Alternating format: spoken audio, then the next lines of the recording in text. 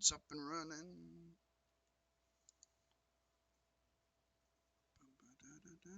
Oh man, this is gonna be a trek. Trek in a heck. I realize that now that this is definitely. I thought that I was just gonna be finding someone else, but then I realized that that was the only person. It's the only person that you guys had any consistent lead on that has got the potential to do what you need. Yeah. And now they're gone. Just gone. They're not gone. They're just not talking to people because they're sad. No, it's not that person that's sad. It's somebody else that you're looking for. That person doesn't have any arcane knowledge that you spoke with yesterday. No. That person wasn't the one that was sad. That's Or what she I'm might have saying. been. Well, she may have been, but the person you're looking for is the one Is sad. is a sad boy or girl. Sad peepo. Sad peepo. Let me find this.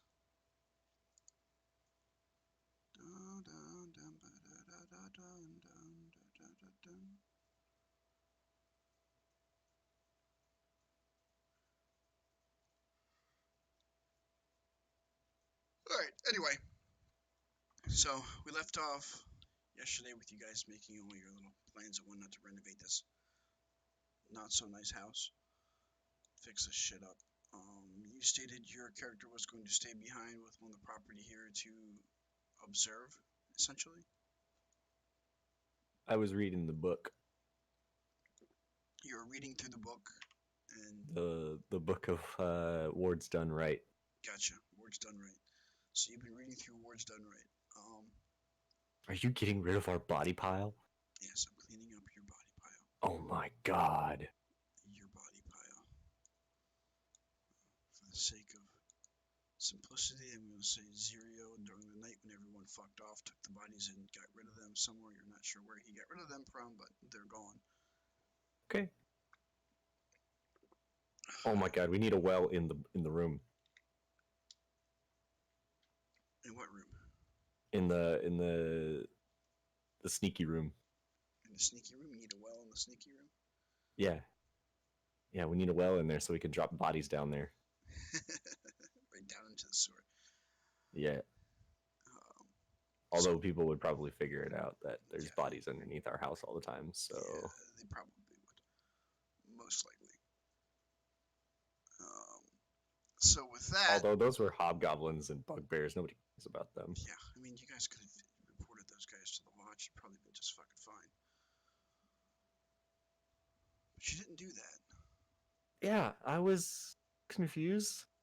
I was like, we could just tell them it's just a bunch of fucking hobgoblins and bugbears. Like, there's gonna be like, good job killing them, and then they would be like, well, you need to clean that blood up. Right. And we would do it, and they wouldn't even bat an eye. Exactly. But they're like, well, we better fucking hide it. All right, well, if that's what you want to do. Yeah, so I went with it, and now we have a solid wall. Now you have an illusionary wall dividing the kingdom. That guy probably thinks he's, like, the door's gone, too. Yeah, and that guy's been freaking the fuck out back in there. Oh my god, this is amazing. He's got a loincloth from a bugbear stuffed in his mouth. Oh, that's gross.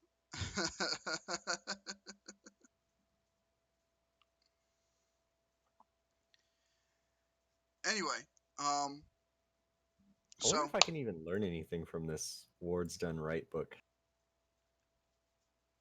I don't know.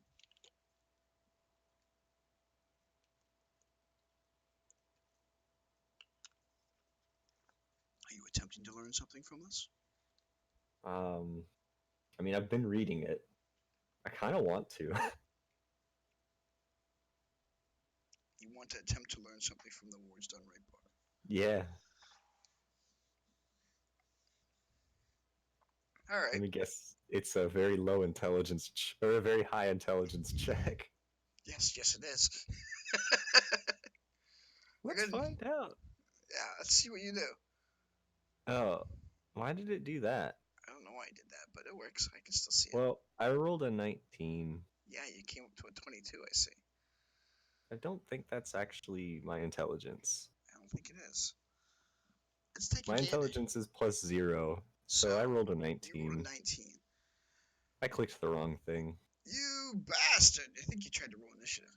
That's exactly what I did. I thought it said intel, and yep, there's where my mind is. Oh. Well, reading through the book, you gain a firm understanding of the source of abjuration spells and their effects in protection magic such as shield and mage armor. For the next 24 hours, you have advantage on checks against abjuration spells. Abjuration being. If I remember right, abjuration is the school of protection magic. I could be wrong, but let me check. I don't know what abjuration is. Hold on. I can look it up. Yeah. Abjuration is the protective spells.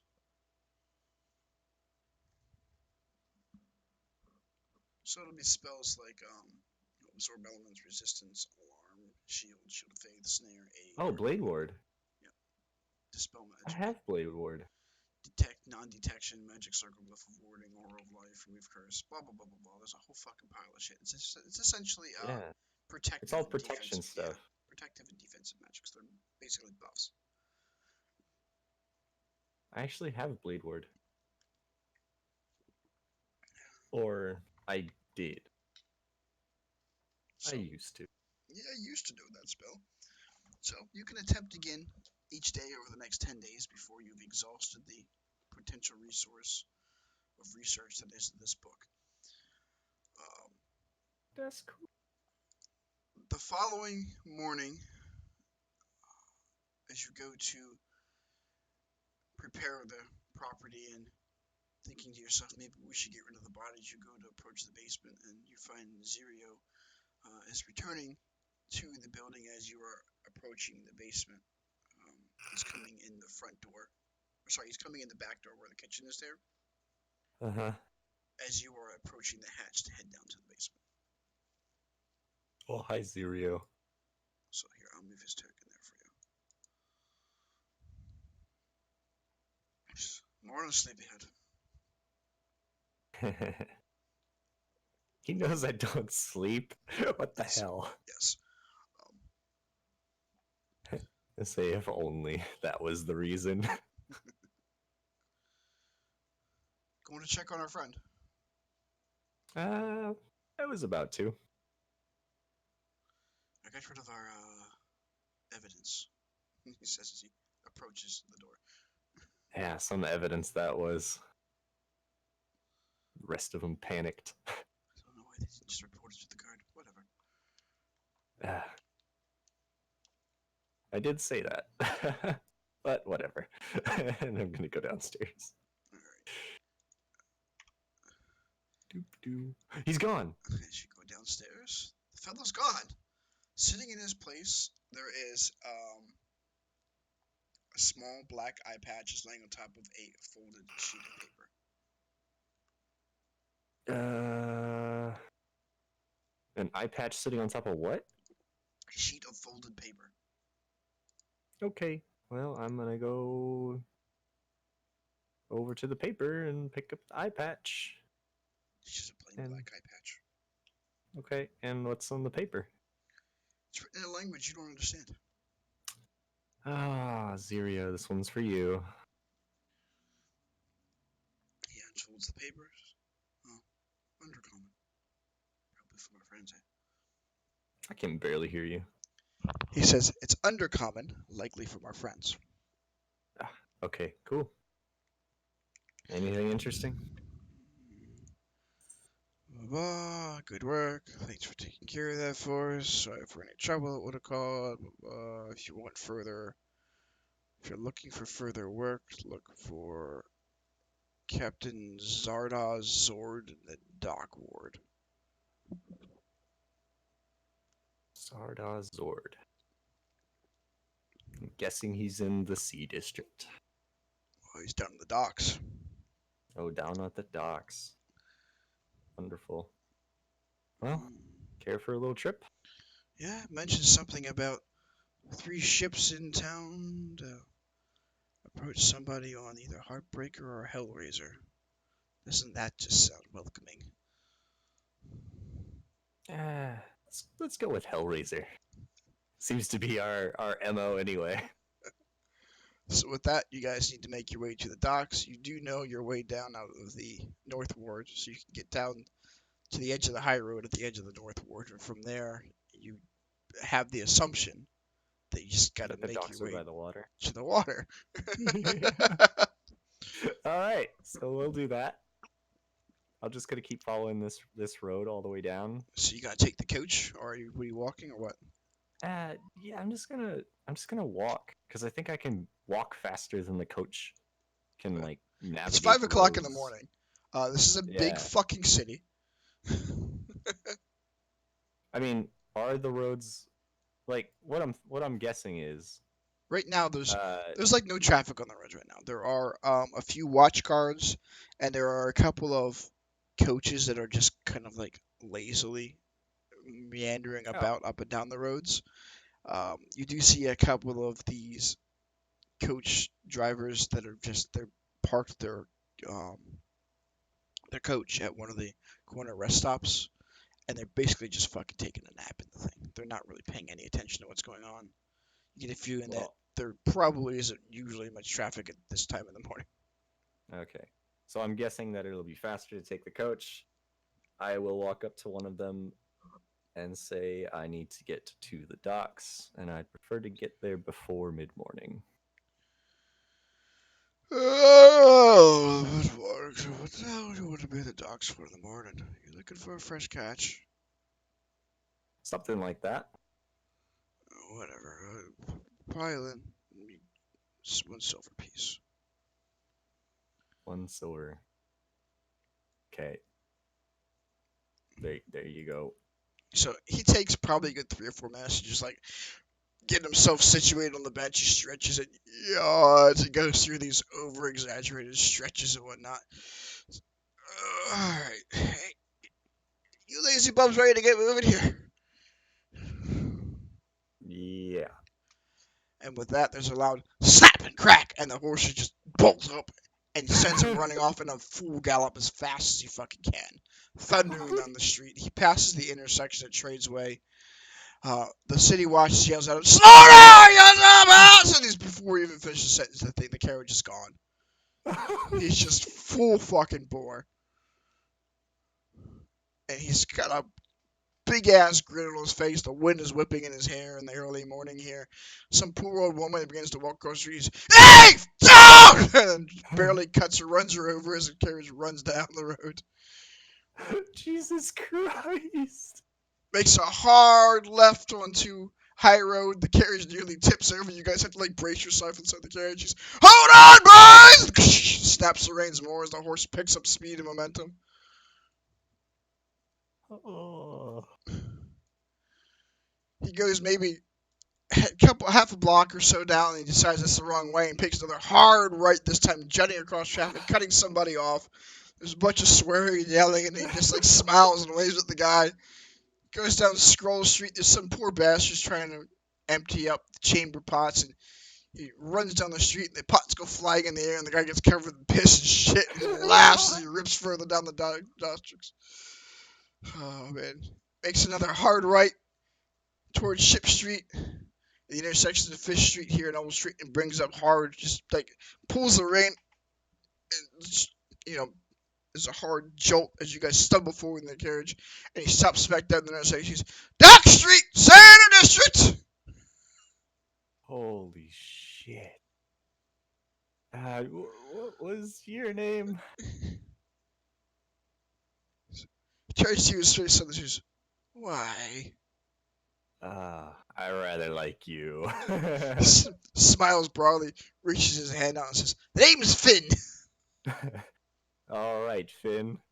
I will be looking for you anytime I need to get somewhere. Sure thing, sir. I usually work the shift between midnight and 6 in the morning. I have nearly done this, bitch! Well, good luck. I'm gonna give him an extra silver because, damn.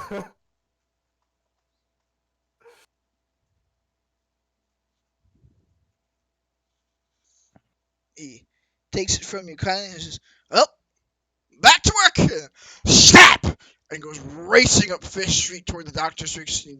Nearly barrels over some poor bastard that's in the middle of putting the catch on the race. Hey, watch, dumbass! As he brings the carriage up to speed more. Oh, that's fun. Okay, well, time to go to the docks.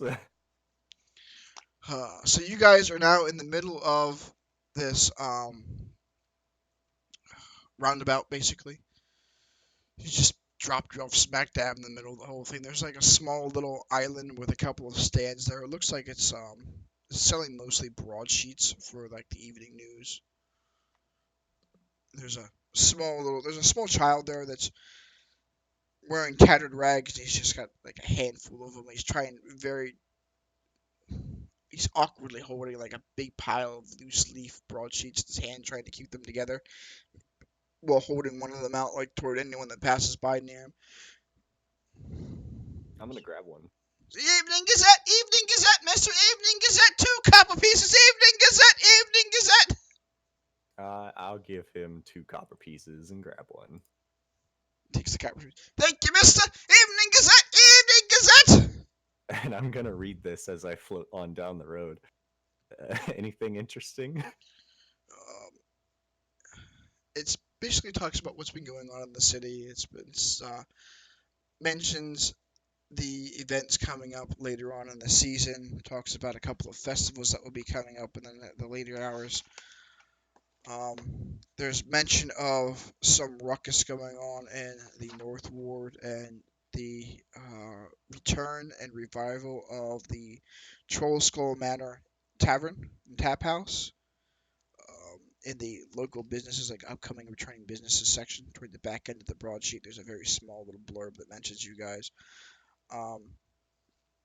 It notes you all as being wealthy investors, as you have just been throwing gold around willy-nilly to get shit done. Like, you have been spending Look at Zero. a lot of gold. Hey, look, we're in the news. Looks at the paper and goes, rolls his eyes and says, "I'm not sure if that's a good thing." Oh, it's a very good thing. Well, it's good for business. And for a little bit of our cover. Takes a moment, thinks about it, and goes, "I suppose you're right." Anything else? There was mention of the continued rumor of a halfling child living in the sewers being chased by demonic specters and a cannibalistic were-rat father. It notes that the poor child's family was likely ravaged and murdered by the father, and he's the last surviving member. Should anyone see him, attempt to rescue immediately and report to the watch for your reward. Look at it. Jesus Christ.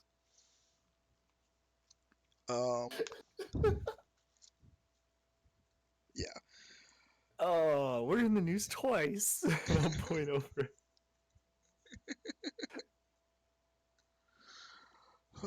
There is mention of the upcoming Founders Day, which is a celebration throughout the town. It commemorates the birth of the city. And following shortly after that, there is the Soren Festival and Lyra's Night. So it's just basically going on the festivals and stuff that are going to be coming up in the coming months. Okay, cool. So I will hand the paper over to Zero.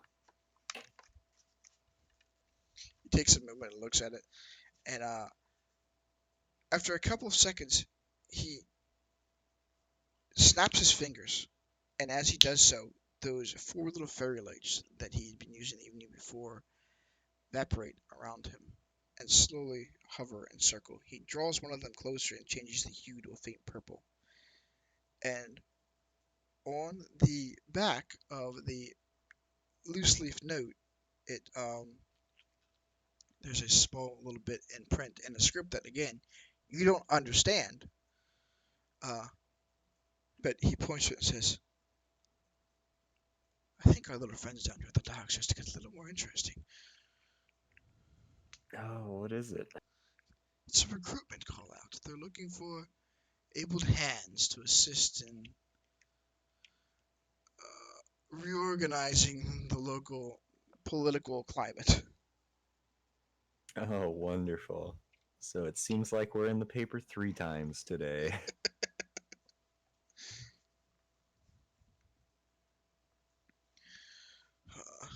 See, draws the light back and shifts it back to the neutral hue that it was before. The bright blue ink that was shining under the purple light, the violet light, fades from view again. Wonderful.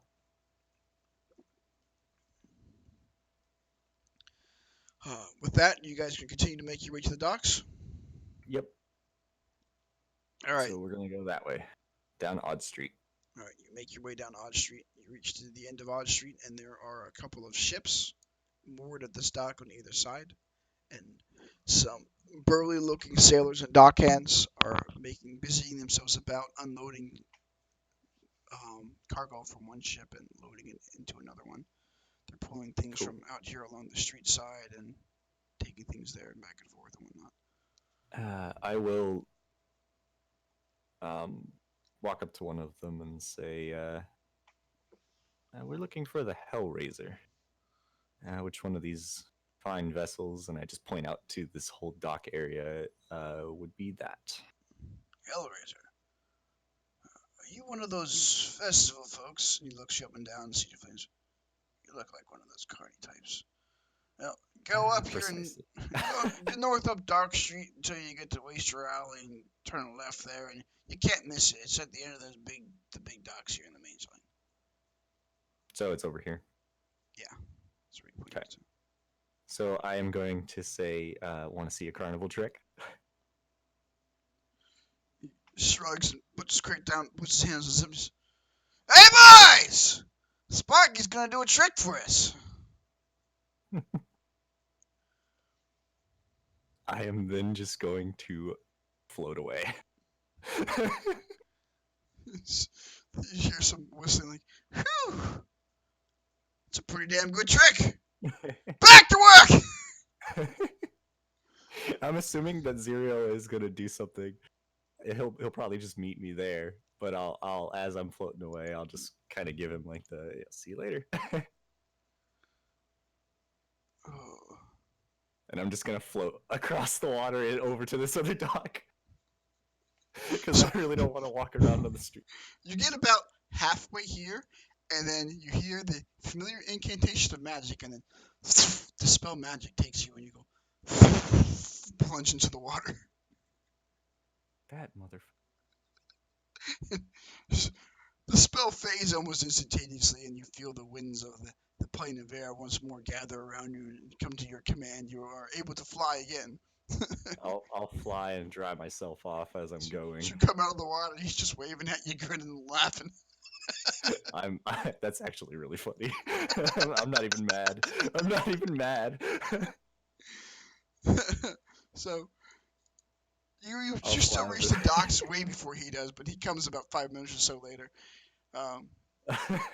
There are a couple of ships moored to either side of the dock here. At the end of this T dock here, on either side, you see the Hellraiser is on the north side, and the Heartbreaker is moored down here on the southern side of it. I will stand here, and as Zero comes up, I just point to each of them and say, "Pick your poison." So you already picked Hellraiser. All right, then poison it is. As you guys approach the docks, there are humanoid figures that are just busy milling themselves about.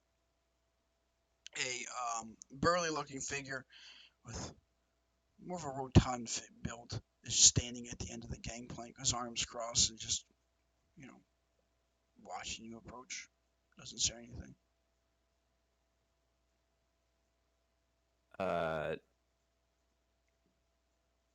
gonna walk up to him and just say, "Looking for your captain. What was his name again?"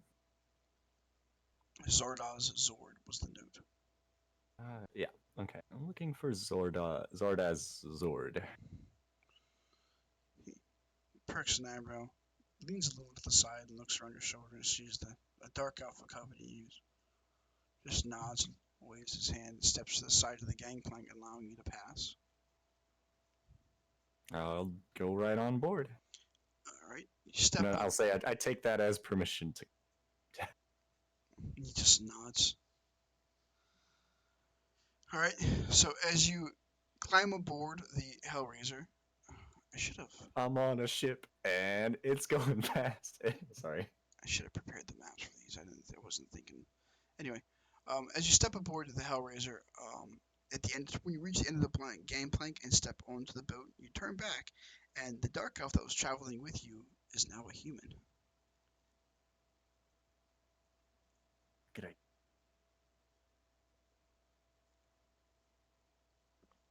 What was I'm that? gonna disguise myself as a human as well.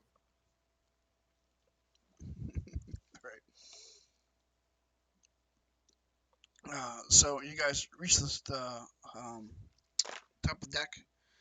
You're looking about, and a figure is standing up, just to the left of the helm of the ship. And he's sipping on he's got a bottle of wine in one hand and a glass in the other one. And he's sipping from the glass, and every now and then he just takes a big, long swig from the bottle, and then another sip from the glass. And he just turns on. Oh, welcome aboard! What can I do for you? Are you Zardod's Zord? Oh, the name is Velgar Semfrisen. I am the captain of the Hellraiser. And he raises his hands, his legs, accentuate the point. And as he does, like half the wine flies out of his wine glass. Oh, and he fills the glass up I'll again. use Takes a use swig of water. my wind to pick it up or catch it and put it back in. Roll a dexterity check. I'm doing it. Yeah, easy enough. You see it coming out, you pull a little whirlpool of wind, and he just kind of cups the wine and pulls it back. And as you're bringing it back, he already has the edge of the bottle to the cup, and he's like beginning to fill it up.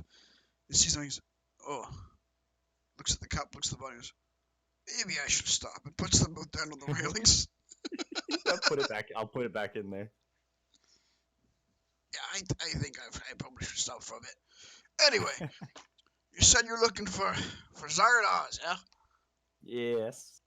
He's Yes, over indeed. there, and he points out into the middle of the bay here. There is a ship anchored and just lightly riding the waves. Wonderful. He's out there on the eye catcher. I can call one of the boys here, and he motions over his shoulder, to give you a ride over there in the dinghy if you need it. What do you think, Sirio? Want to take a ride or get there by other means?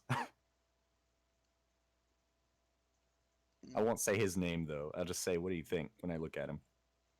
He shrugs and says, if they're kind enough to give us a ride, we might as well take them up on it. All right. Well, a ride it is. So one of the deckhands quickly finishes his task of tying down a few ropes and, does a little salute to the captain and goes over and lowers the boat down into the water and climbs down into himself and then whistles for you guys to come down. I'll just float on down. Zirio walks to the edge of the boat, looks on the dinghy, and just steps off the edge of the boat and lands into it.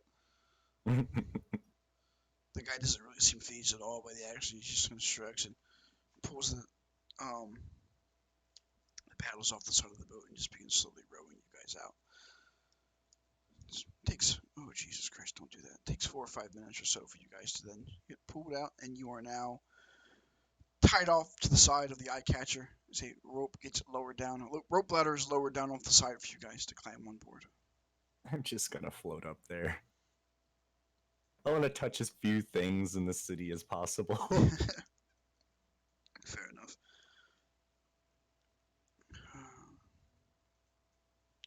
Zero just climbs up the rope, and you guys are now standing on the deck of the eye catcher.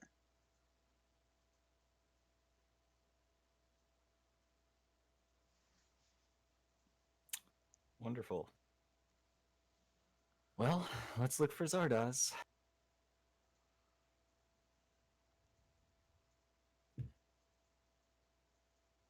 Anybody, not busy? Everyone appears to be running about, rummaging their way across the deck of the ship. The fellow that had rowed you guys over, he finishes climbing the ladder, following Zero, and just kind of motions for you guys to follow him. Cool. Let's do it. He takes you to the Jesus Christ. The aft of the ship, opens a door, takes you below deck. Weave around between a few little cabins here and there, and at the front end bow, he pulls you to a ornate-looking door, and from the set of where the wall is against the interior of the ship, you think it's probably a fairly sizable cabin. And sure enough, he just taps lightly on the door, and after a couple of seconds, opens it and just motions for you guys to step in. All right, going on in.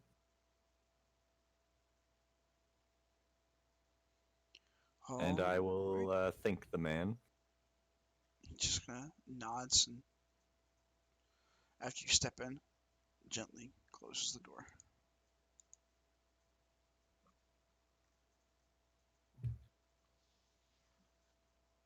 Cool. Now what? Sitting behind a desk in this room, you see an individual that you think is most likely the Zardoz Zord that you are looking for.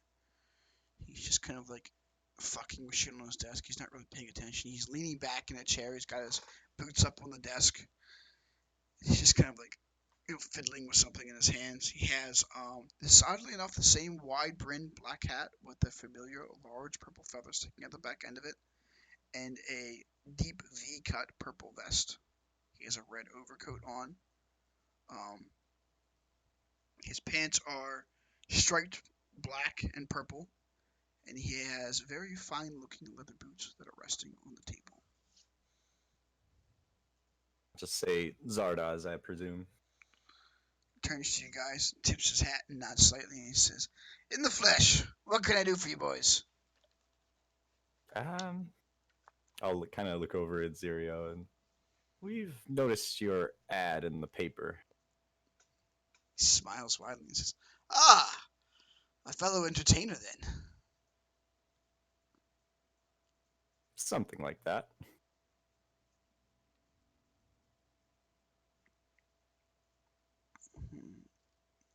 He just smiles and nods and says, "Well then, what can I do for you boys?" I don't know what Zirio wants to do.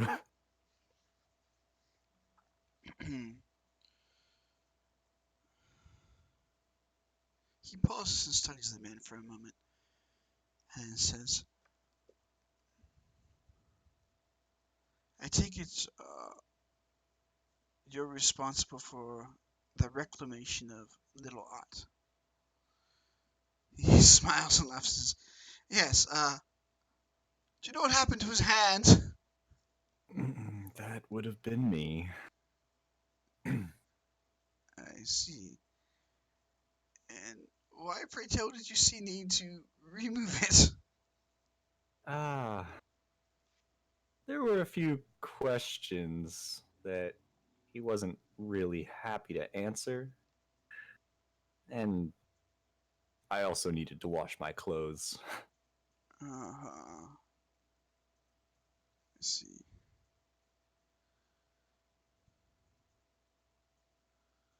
He wasn't a very hospitable guest.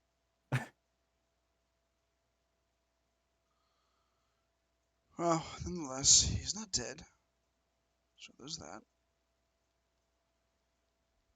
He also didn't seem to need it very much. Perhaps not. Well, the job was done nonetheless. And he reaches into, he pulls a drawer from his desk, rummages around a little bit, closes it, and tosses a coin pouch out toward Zirio. Catches it, you hear that faint jingle of gold coins. This is payment for services rendered. So, you're looking for more work? Yeah, and a little bit of information. What information do you seek? I'm just gonna tell him I'm looking for that chosen arcanist. Uh, so you need an Arcanist, then? One with the celestial touch. Celestial Touch. It is a bit iffy. I may be able to help you, though information of this sort comes at a high price. A meeting with such an individual may be priced even higher. Well, right now we're just looking for the location. He smiles and says, "The location is very near, my friend."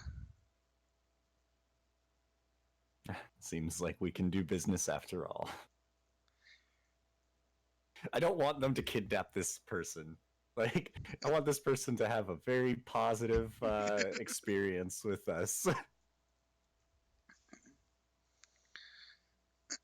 Well, maybe you should relay these things. Yeah, I'm gonna say, well, we're looking for a more positive experience. He says, "Oh, it's purely business, my friend. In fact, I may have someone of the unique skill set you were looking for in my employ." That would actually be wonderful. Though I'm not sure how available she is as of late. Nonetheless, little tit for tat, as it were, right?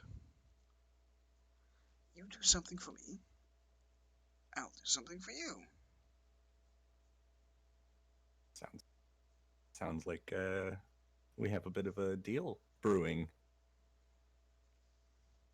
Pray tell, what exactly do you need this Arcanist for? um, it's so we can conduct a bit more business with you Oh, and your friends. you've caught his attention. He takes his feet off the desk and leans forward, placing his elbows on the desk itself and arcs his fingers together. Smiles. And how exactly is this going to further our business connections? As he drums his fingers. Well, you see, what was that dude's name? The dwarf? Ott? Yeah. Yeah. You see, Ott was a little bit too visible for our liking. We'd like to remedy that. Go on. I mean, I really don't want to tell him everything. But I will tell him enough to get him to stop asking questions. This man's very curious. Yeah. We're going to create a space that's a little bit less accessible. I see. A little more secure then. Yeah, just a bit.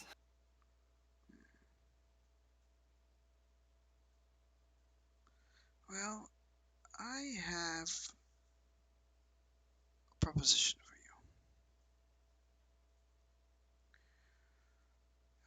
Call it a business arrangement, an investment, perhaps. If you can help me with my little issues here, I can help you, he says with this grandiose gesture in your direction.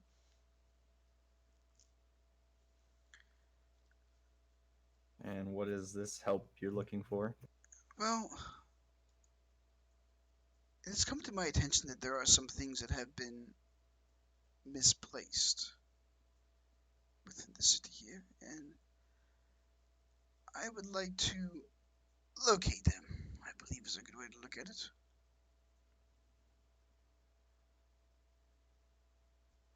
So you locate one for us, and we locate one for you. Huh? Exactly. See, now you're catching on. Would you like them to be relocated? No, there's a particular item I am seeking. Um, I am looking for an item called the Dragon Staff of Agron. I heard rumors of it being kept in a vault. I'm sure you've heard the same rumors, Millie, about. It's what Have we? these. Um, Sorry. you would have Just caught like meta. wind of them by just between what the guards are doing and the overheard conversations on the city street as it has become the rumor of the day, basically running about the city over the past few days. Mm-hmm. People are talking about open conflict between the Zenithar and the Zentarum.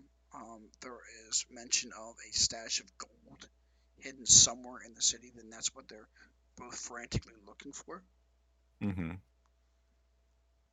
Um, there have also been rumors of it being, some dragon's hoard of gold, or it being locked away in a vault, or it's the stolen funds Oh, that he's once. looking for that. Got Yeah, it. it was Okay. like some of the guards are claiming it's the stolen funds that were, they basically tax dollars that were belonged to the city, the people themselves at some point. It's there are several different points to the story, and you don't Mm-hmm. really have any way to pin down which one is the truth and which one is falsehood at this point in time. Got it. But from what you gather, this individual is looking for access to this treasure to find it, and he's after one particular item. Got it. Okay. So if you can locate the item for me, um, procure this treasure trove. You'll get your fistbit, of course, but in return, I will be able to assist you as well.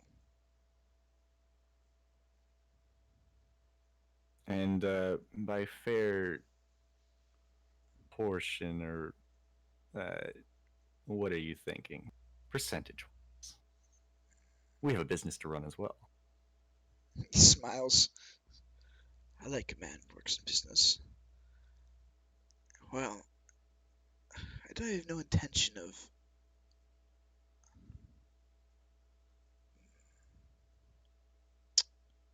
Let's do it this way. Make a persuasion check for me. You got it. Persuasion. Motherfucker. Motherfucker. I mean, I haven't really been putting it on so far, so this kind of makes sense. Yeah.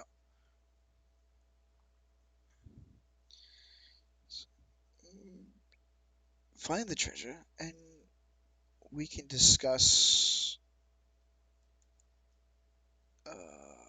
shares after the fact. After all, we're not even sure if that the coins are there or how much is there. Only rumors. Seems fair.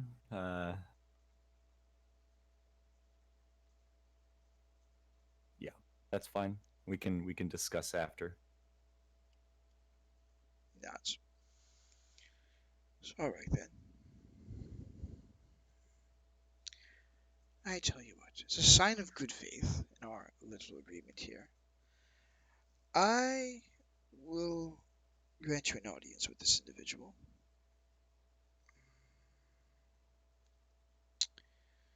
Um, but I warn you, you cross me, and he just leaves it standing. Likewise.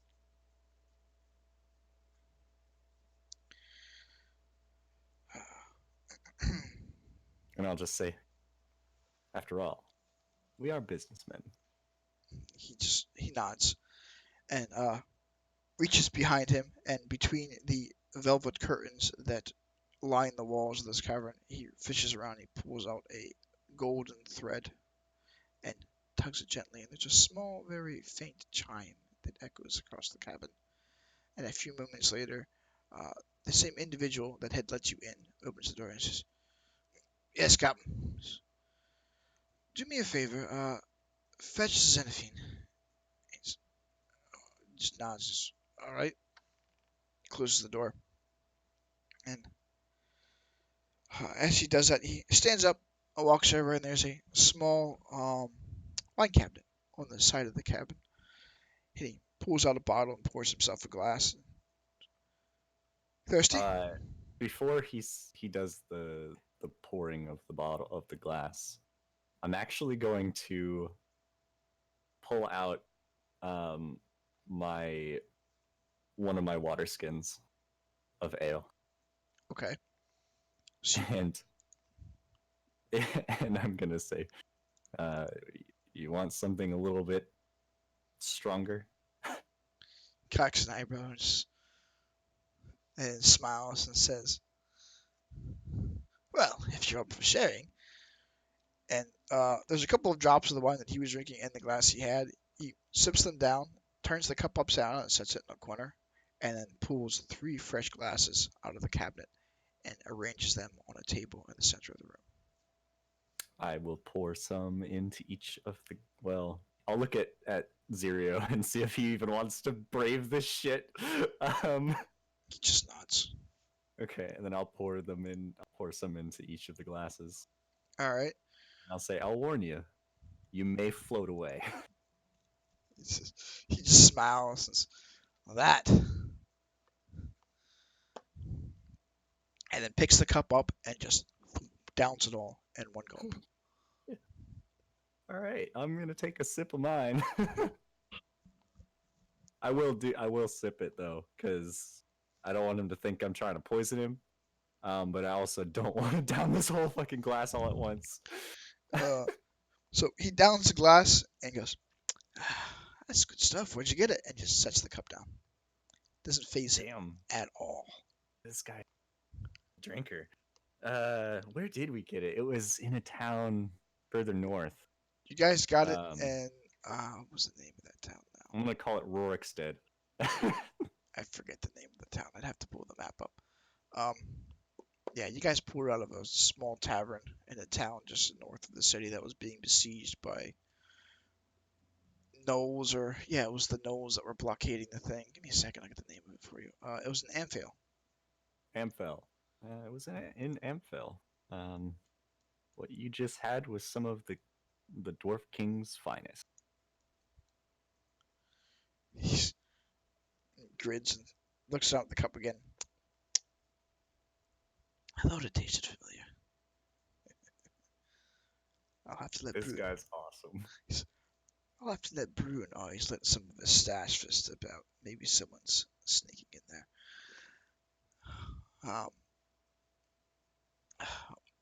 With that, let's see here. Zirio's taking a sip of his.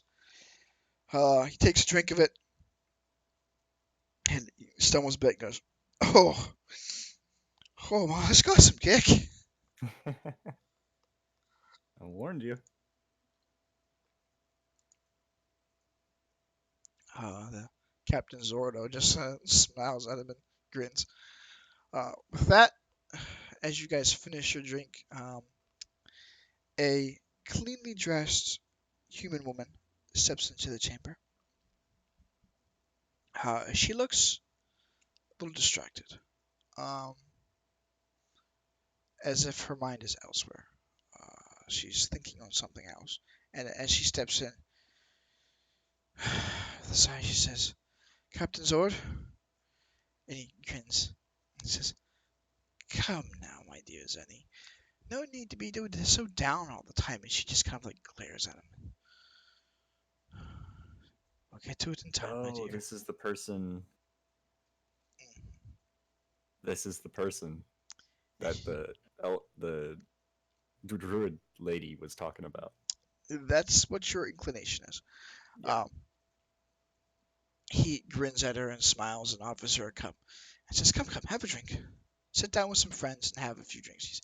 "I don't have time for frivolous fancies, Zord. You made promises to me. I intend to keep my side. You should keep yours. What is this interruption?" and he like finishes being wounded. So, "Huh, you hurt me, my fair lady. I mean you no harm. You know farewell. I aim to complete my end of the deal." And she looks about the cabin and looks pointedly at the three of you and seems to me you're more interested in entertaining guests and strangers than in fulfilling your end of the bargain. I'll say something. And it's like, well, this is actually part of his end of the bargain. With you, maybe. Mm, I suspect with you as well. And I'll look at the captain and kind of give him like a a stealth like we got you. As you look at the captain, there are some rather quick gestures that he makes with his hands. None of it makes any meaning to him. He doesn't understand it, but she visibly calms.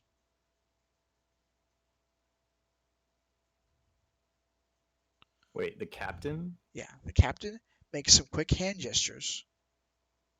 You were pointedly looking at him when he did it. You saw it. You caught wind of it. She visibly calms. Got it. Um, Conversely, Zurio tenses up a bit. Wonderful. Um, she looks at you, looks at your companion, and then with a wave of her hand, your illusion fades. Fine by me. She just smirks and says, "What reason for secrecy here, friend?" Well, not so much in this room, but outside.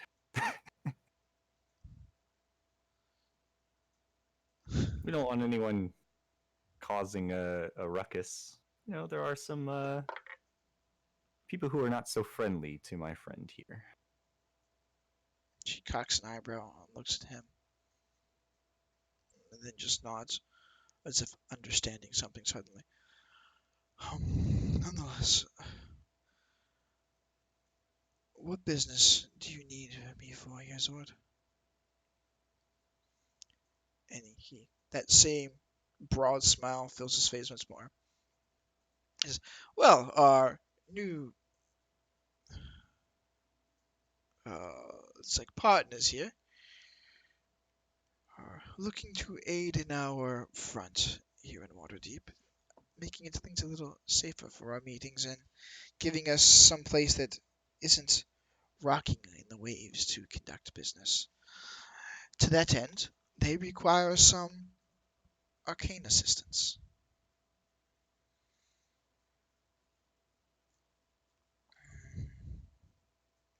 She just pauses for a moment, mulls things over, and says,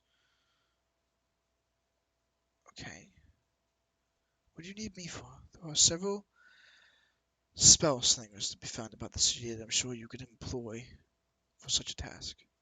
But none with your particular skill set.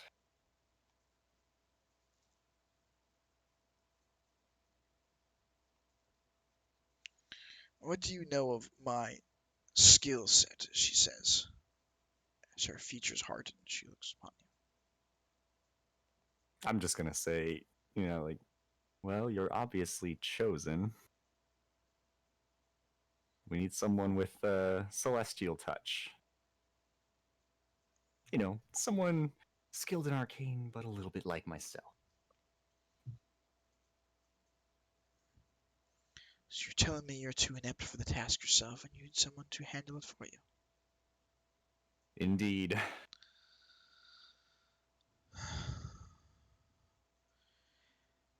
She sighs, looks over to Captain Zord, who just once again nods at her. Um, That was super rude, but I think I played it right. she looks like she's ready to be done with this conversation. If my captain demands it of me, I will assist you in what you need. And he just kind of like smiles and nods and says, "If you would be so kind, I believe the property is Trollskull Manor up in the North Ward." That He is the one. nods, and with a exasperated sigh, she says, "Very well, let me see." And she like puts her hand out for whatever you have. Uh, hmm.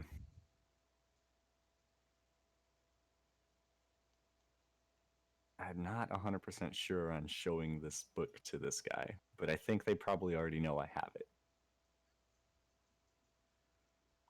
She's just standing there with a hand out, waiting.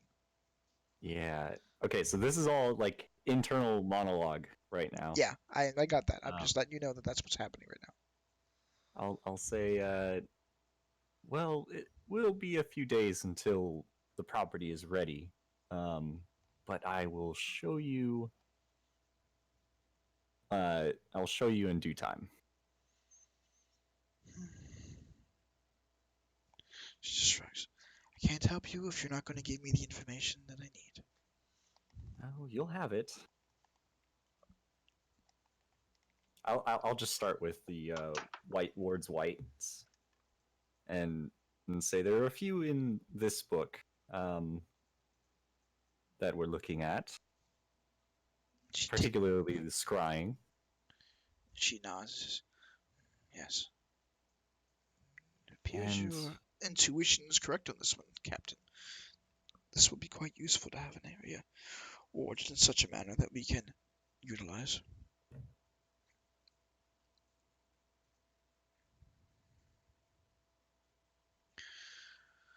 "But these are fairly simple enchantments. You can't handle them yourself." sadly, I am not versed in the arcane.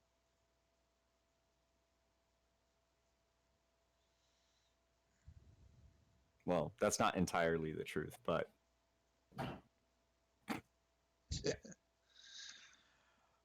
Make a persuasion check again.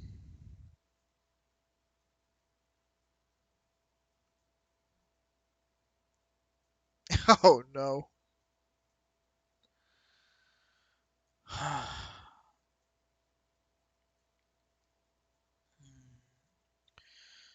She says, "Well, what do you have to offer me in exchange for my services?"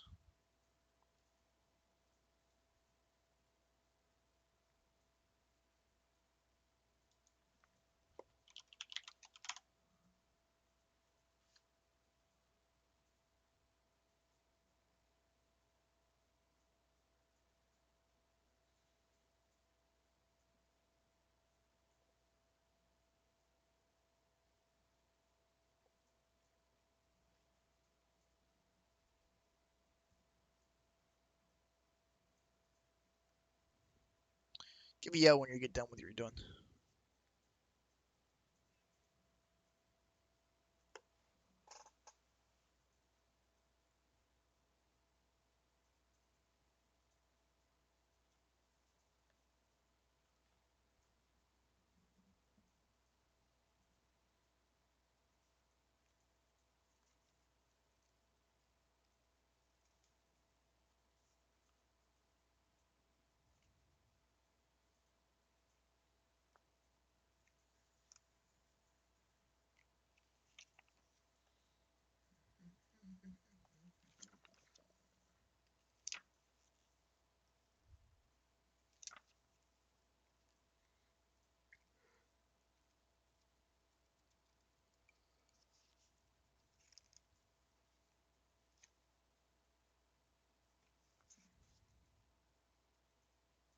okay, I'm back. Sorry. That's right. I figured you had a phone call or something. I didn't hear the last thing you said. What was the last thing I said? Oh, she asked if you have anything to offer her in exchange. Um, hmm. Well, I believe so. But it really depends on what you want. She smirks, looks to Zord. You seem capable enough. I could use an extra hand for a task or two in the future. Some wrongs that need righted. And she has a predatory grin on her face. Well, we don't want wrongs to go unpunished. No, we don't, do we? She says and pointedly glares at Zord, Captain Zord, who once again does this whole gesture of like things being wounded. In due time, my dear, I told you we will assist you with this. Says, perhaps I can find those that aren't so tied up. He just shrugs. Well, I will just say to both of them, including Zord, I suppose we could assist as a gesture of good faith. Good faith all around, then. You see, they're not so bad, little Zenny. Assist them in their enchantments, and to the benefit of us all, we will hopefully get what we want. There is no hoping, only doing. He grins and raises the empty glass to you once again in a toast. How much is left in that water skin? There is enough in the water skin now for 2 more cups. I will put it on the desk and say, I believe we will be seeing each other again. How long is it going to take to get the room done? To get the one added in the basement, it'll probably be at the end of the 10-day, Okay. if not toward the tail end of it. So then I'll just say, our property will be ready in 10 day.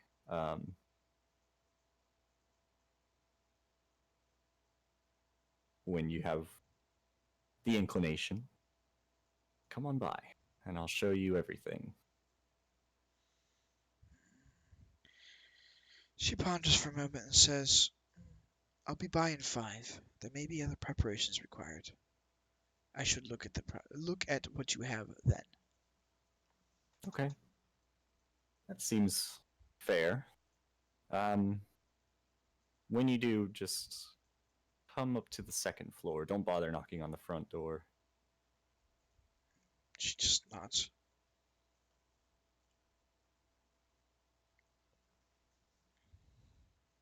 Cool.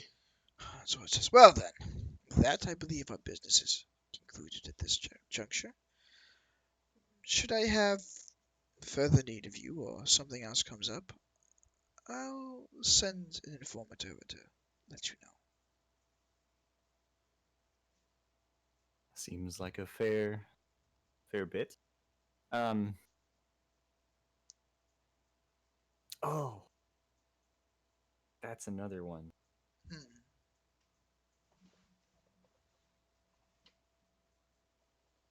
I have to noodle on that one. But yeah. I think there should be a slightly easier way for people to get to Zeria's like den. Wouldn't be a bad idea. Yeah.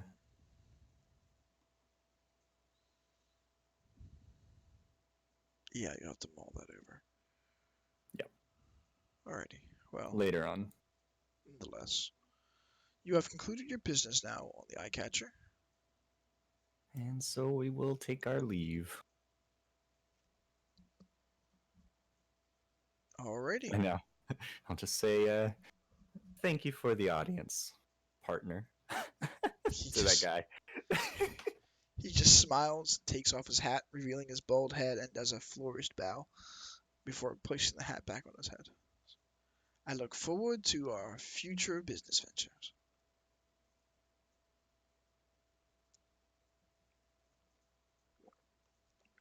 and I'll say to the girl, or to the lady, and here's I still have some of my stuff in my cup because I still have not finished that. There's no way. I'll say here's to your future happiness, and I'll down the rest of my glass. Make a Constitution save. Oh yes. All right, easy enough. You manage. You stumble for a bit, but you catch yourself and you pull yourself back together. Um, Zurio has remained quiet for the whole exchange. He's just been watching the whole thing, studying them both intently. Mm-hmm. Does the same. He finishes his cup off. Um, I will leave the last of the water skin on the desk and say, for the both of you to enjoy. he stumbles a bit, and um, she regards him curiously before stating, "Your friend doesn't seem to be able to hold his ale too well." Yeah, that's one of his many qualities. Well, we can't have people stumbling about drunk now, can we? And she walks over and just lightly touches him on the shoulder, and there's a flash of energy, and he just suddenly becomes stable. He takes a breath and just kind of like nods. She casts restoration on him. Yeah, I figured. I was like, that sounds a whole lot like what I was about to do to myself if I got drunk.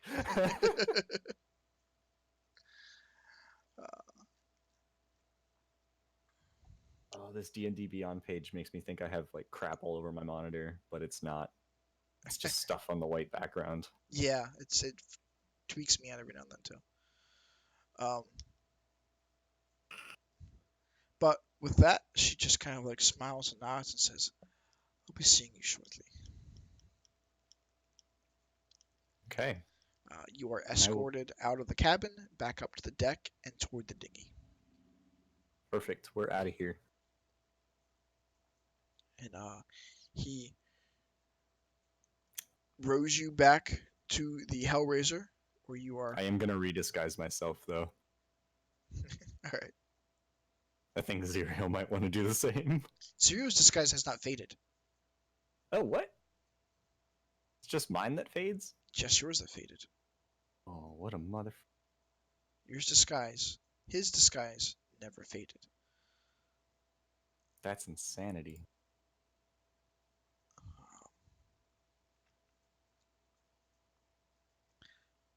But anyway, with that, you guys are rowed back to the Hellraiser. Welcome to board once more, and you just walk down the plank. The second his foot steps off of the plank, the illusion, disguise, fades. What, his? Yep. Oh, well, there goes mine, too. Dropping yours? I just didn't want anyone on board to just see me go in as a human and out as a ASMR. You didn't see him cast any spells, and you have seen him cast Disguise Self before. It is the same gestures and nature of the magic that you have to do when you cast a spell. The same somatic and verbal gestures. Somatic components go through, and verbal spells, you have to say that. And Nazirio never did any of that. He simply, when he stepped on the boat, looked like a human. Oddly enough, his disguise looked very similar to the rest of the crew. There were some faint changes. So it's probably something with the dark elves. I mean, if you want, you can roll insight on it. I am going to roll insight just to see what the fuck. I am great at this. Your insight, dun dun dun. You think it may have something to do with the boats themselves, but you can't really pin it down. If you want to investigate further, I don't know if you've got the ability to detect magic or something like that, but you could try doing that. I don't think you have the spell. I don't think I do have detect magic, but I will probably bring that up at a future date to see if they would extend that same courtesy to myself. Because it would be nice. Anyway, you guys are now once more standing on the docks. You're probably 30 yards or so away from the ship when the illusionary effect faded off of Zero. Wonderful. I'll just say, yeah, that was some pretty fancy illusions. I have a feeling you aren't the only one using them, though. I mean, did you not notice yourself?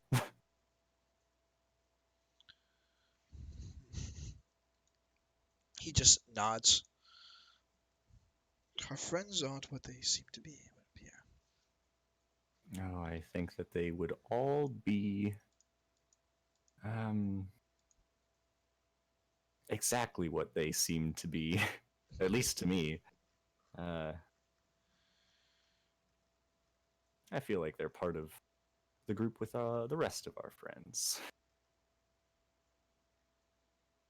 Or with our other friends. I feel they might be all one and the same, he says. Yeah, most likely. So now, any business you need to do?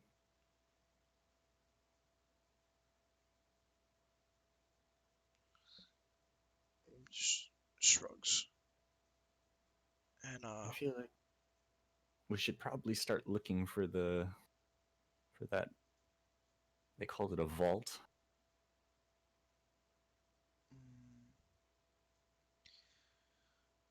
we should probably begin investigating these rumors then. The only leads we have so far come from Rainier in the warehouse. That Floon fellow mentioned something about them. I fear we may have been asking Art the wrong questions.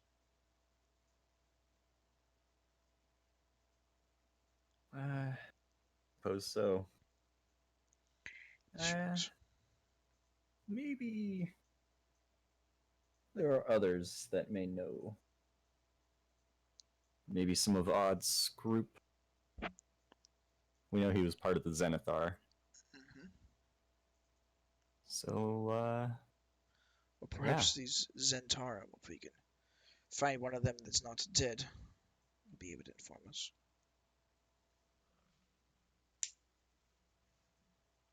well, do you want to try and figure out where they are? I think you're probably better at this part than I am. He glances up and shields his eyes as the sun begins to rise on the horizon. Winches a bit. Never get bright to these damn bright lights. Perhaps we should reconvene with our companions and see if they would have some insight on the matter. At the very least, 5 heads are better than 2. I suppose so. Sandor did seem to know quite a bit as well. Just nods. He's been rather secretive of some things, hasn't he? Quite. So, I suppose I should probably get to our little window project. Nods. Shall we make our way back then? Yep, let's do it.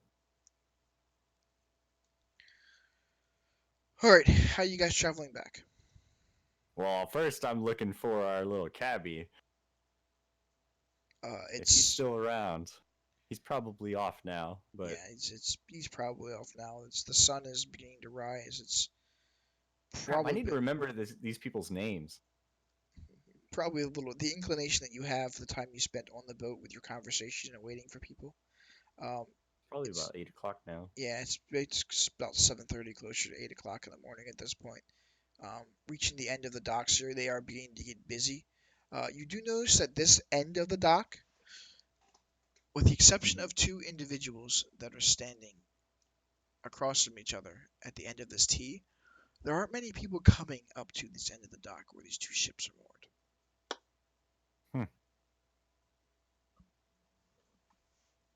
Seems like they run a very tight ship.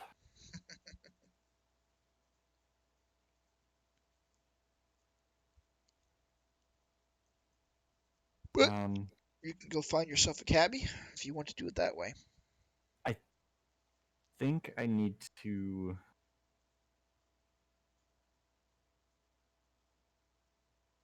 I need to go talk to the blacksmiths real quick. All right, so you'll have to make your way back up to. Yeah. Troll So we can squad. find a. I think it's probably going to start getting crowded. Mhm. So I'm going to just float my way there. All right, you're floating back. Yeah. He sees you start to fly off and just sighs. And as he walks toward the end of the dock between the two individuals standing there, neither of them seem to pay him any mind with his ebon skin. As he walks past them, you hear the faint whispers of the incantation as he goes through the gestures and completes the disguise self spell, making himself look like a wood elf of the same build. Just, you know, amber skin, brown hair instead of his ebon skin and white hair. And just starts walking his way up the docks, making his way back. I mean, I'll say feel free to catch a cab, but I think it might be quicker to just walk. He shrugs. Maybe I'll do a little bit of poking around. All right, I'll see you then. Yeah. Enjoy. With that, how high are you flying above the city here? I mean, I'm gonna go just to the rooftops so that not a ton of people are gonna see me just flying around.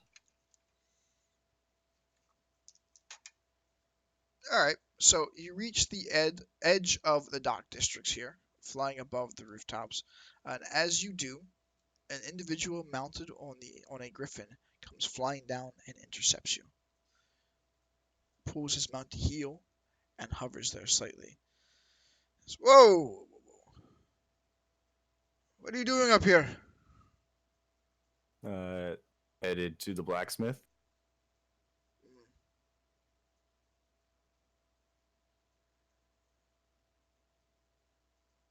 Who gave you permission to be flying about the city? I don't really have a choice.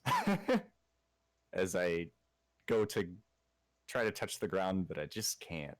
Or, yeah. So he looks down at you as you're trying to land on the ground. The spectacle of a griffin rider hovering above the street now has called the attention of several nearby. He beckons you once more up closer to him. Mm-hmm. You a citizen of the city here? Yes.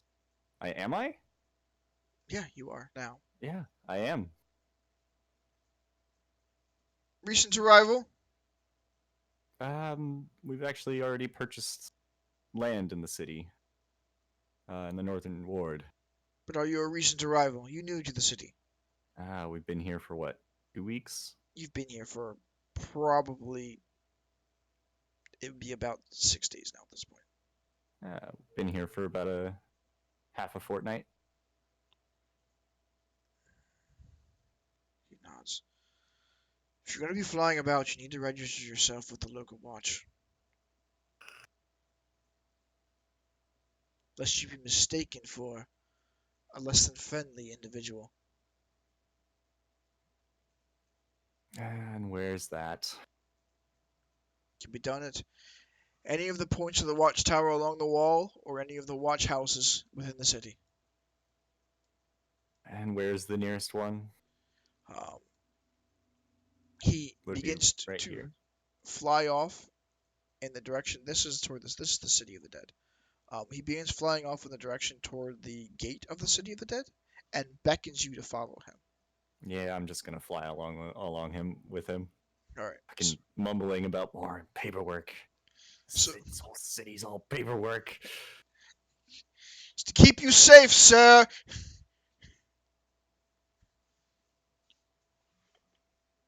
Keep me busy doing paperwork is what it is. He just chuckles. There is more than I like, sir. And as you reach the gates over here, he points down, and there are a set of very ornate iron gates that are currently open toward the city of the dead. To the left side of the gate, there is a small stone hut built into the wall here, and you see several members of the watch are busy milling about the area. All right, let's go sign these papers. He just points down there and says, "Someone down there should be able to help you, sir. Have a safe day." And he just salutes you and flies off. I'll give him a salute and say, "Don't fall off your griffin." "Years of training, sir." And he keeps going. He's somehow able to hear what you were saying.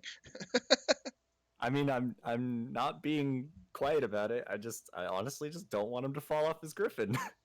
I mean, up here with the winds whipping around and whatnot, it still catches you as a little odd because I mean you're in the air. You know, there's nothing buffeting the wind that's coming in from the sea or whatever, and it makes it difficult to have a conversation with somebody unless they are very close or they are yelling when you're up at this Yeah. altitude over the city. However, it doesn't seem to be hindering him at all. He is, however, wearing a very ornate helmet. You think it's probably something to do with that. Yep, probably. I'm not too worried about it. That's pretty common. So you land there. As you do, the watch is just like seems like he's pretty bored. He's picking his nose. He's like it's on the end of his fingertip. And he's studying it. And he's "Whoops! Yeah. Pardon I me." didn't fully land because I just won't. But I can't in quotation mark. He's, can I help you? Yeah, it looks like since I am unable to touch the ground, I must register as a flying individual. Okay. So you're registering for a permit to flight. I suppose so. Yes. Well. Isn't that lovely? Here I thought I'd have a nice, easy day. No paperwork today, just guarding the gates, waving people Me as they come too. into the city of the dead, let them do their little thing, and have an easy day around here. And he's just like bitching and complaining. Oh, I'm gonna be commiserating with him.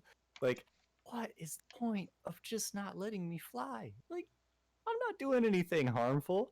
Like, this whole city is just to get me to be busy doing paperwork instead of anything else. Well, unfortunately, it's for the safety of the citizens, sir. Um, you have to go to the Castle Waterdeep and register the paperwork there. You need to apply for a permit of flight and get the approval of the local open lord. The only open lord, obviously. If a master lord is nearby, they are able to approve the paperwork themselves, though I wouldn't count on them being as well. Master lords are masked for a reason, aren't they? And he just Wonderful. goes into the local hut and he pulls out a ream of paper, and it's just in a leather bound book, and it's pretty thick. It's probably an inch and a half or so thick, and it's just full of paperwork. And he begins rummaging through. Looks like everything's here. Ties a string around it on across the horizontal side and vertical side of it, so both ends of it are bound like in a square box. And hands over. Here you are. Take your time. Um, though maybe you shouldn't. Seeing you floating there. Good day, sir. I am just going to go to the castle ward. It's Yar. Or to the. That's the castle? Yep, that's the one you need. Okay, well, I'm gonna go there and then fill out the paperwork there.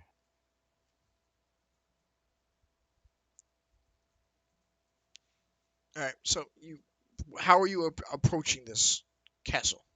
Well, I'm gonna fly back to where that guy stopped me, and if he sees me again, I'm just gonna thank him, and then I'm going to land here and walk the rest of the way. You're actually Or going to land and walk? I'm not going to land, but I'm gonna float, down by the ground.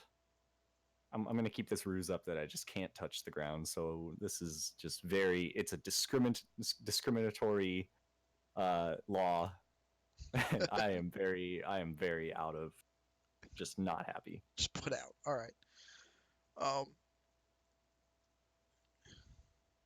you don't appear to draw the attention of any more of these Griffin riders in the area as you approach.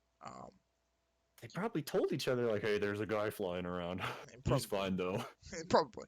Um, but you bring yourself down to the ground level and you begin to slowly approach Castle Waterdeep. You are currently standing around near the fields and yards that children are playing in. As they see you float down, they're all like, "He's a fly guy." He's a fly guy. Yeah, I'm just gonna keep going down this road. So suppose going at the castle at like weird ass angles is probably gonna be a bad idea. Do. Okay. All right, so you approach by the road. As you approach the castle, there are a couple of city watch just standing there looking quite bored with lances in hand, shields resting on their left forearm, and they're just, oh, no. I see you approach. Alt, what business do you have here this morning, sir? I'm just gonna hold up this giant stack of papers and say, apparently this. They look down. I see you just kind of floating there. Mm. Paperwork. Very good, sir. And they wave you, and the first gate here on this wall opens. As you approach the next one, there are two more guards standing there. They see you approach, and there's a guy that waves from the front gate, and they just kind of wave up to the tower, and the next gate opens, and so forth to follow suit. And then you enter through a stone archway, and you eventually end up inside the courtyard here. Wonderful. To your left and your right, there are doors that are currently open into what appears to be a lobby inside the building. Okay, I'm going into the left one. All right. As you step inside, there are a pair of Griffin riders in full regalia. The saddle for what you presume to be their mount is resting on the ground to the left of them. It's pretty decent size, and they're just resting their forearm on it. They've got a nasty-looking lance in their arm, and they're just standing at attention, not paying any heed to anybody approaching. I'm going to look at one of them and say, wow. I'm just going to say, where do I fill this paperwork out? He looks at you, looks down, looks at the paperwork, and then motions toward a desk that is standing at the back of the room, like in the middle of this rotunda here. Cool. I'm going to go over there and say thank you. I may be here a while. There is an elderly individual who has the same crest sewn into the overcoat that you saw at that spire up there where Zirio fucking cleaned house.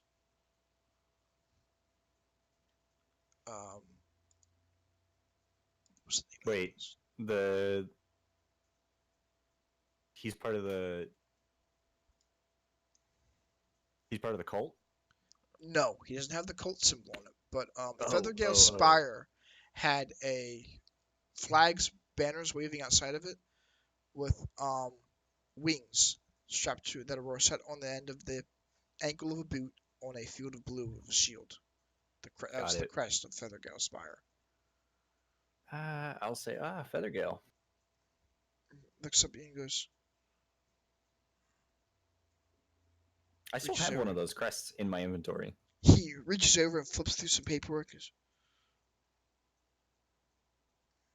Sinestra, correct? Mm-hmm. Sava was quite detailed in her report. Savrin? Savra. Oh yeah. Yeah, Savra. She was the lady. Yeah, she was the lady that Thalon put the moves on. Mm-hmm. Um, Maybe she put a good word in for us. hopefully. Um, I hear you purge some corruption from my spire. Indeed. Well, Seems you had a bit of a other type of following. he cringes a little bit. Yes, well, I do have that crest in my inventory. I'm gonna pull it out and okay. say, I believe this belongs to you. He looks down at the crest and sighs and sweeps it off the desk into a drawer with several other crests that are like bent and like mangled or pierced through, bloodstained or whatever. They're damaged. Mm-hmm. This thrall had such promise. Well Yeah, then, he was such a nice guy until all of the killing.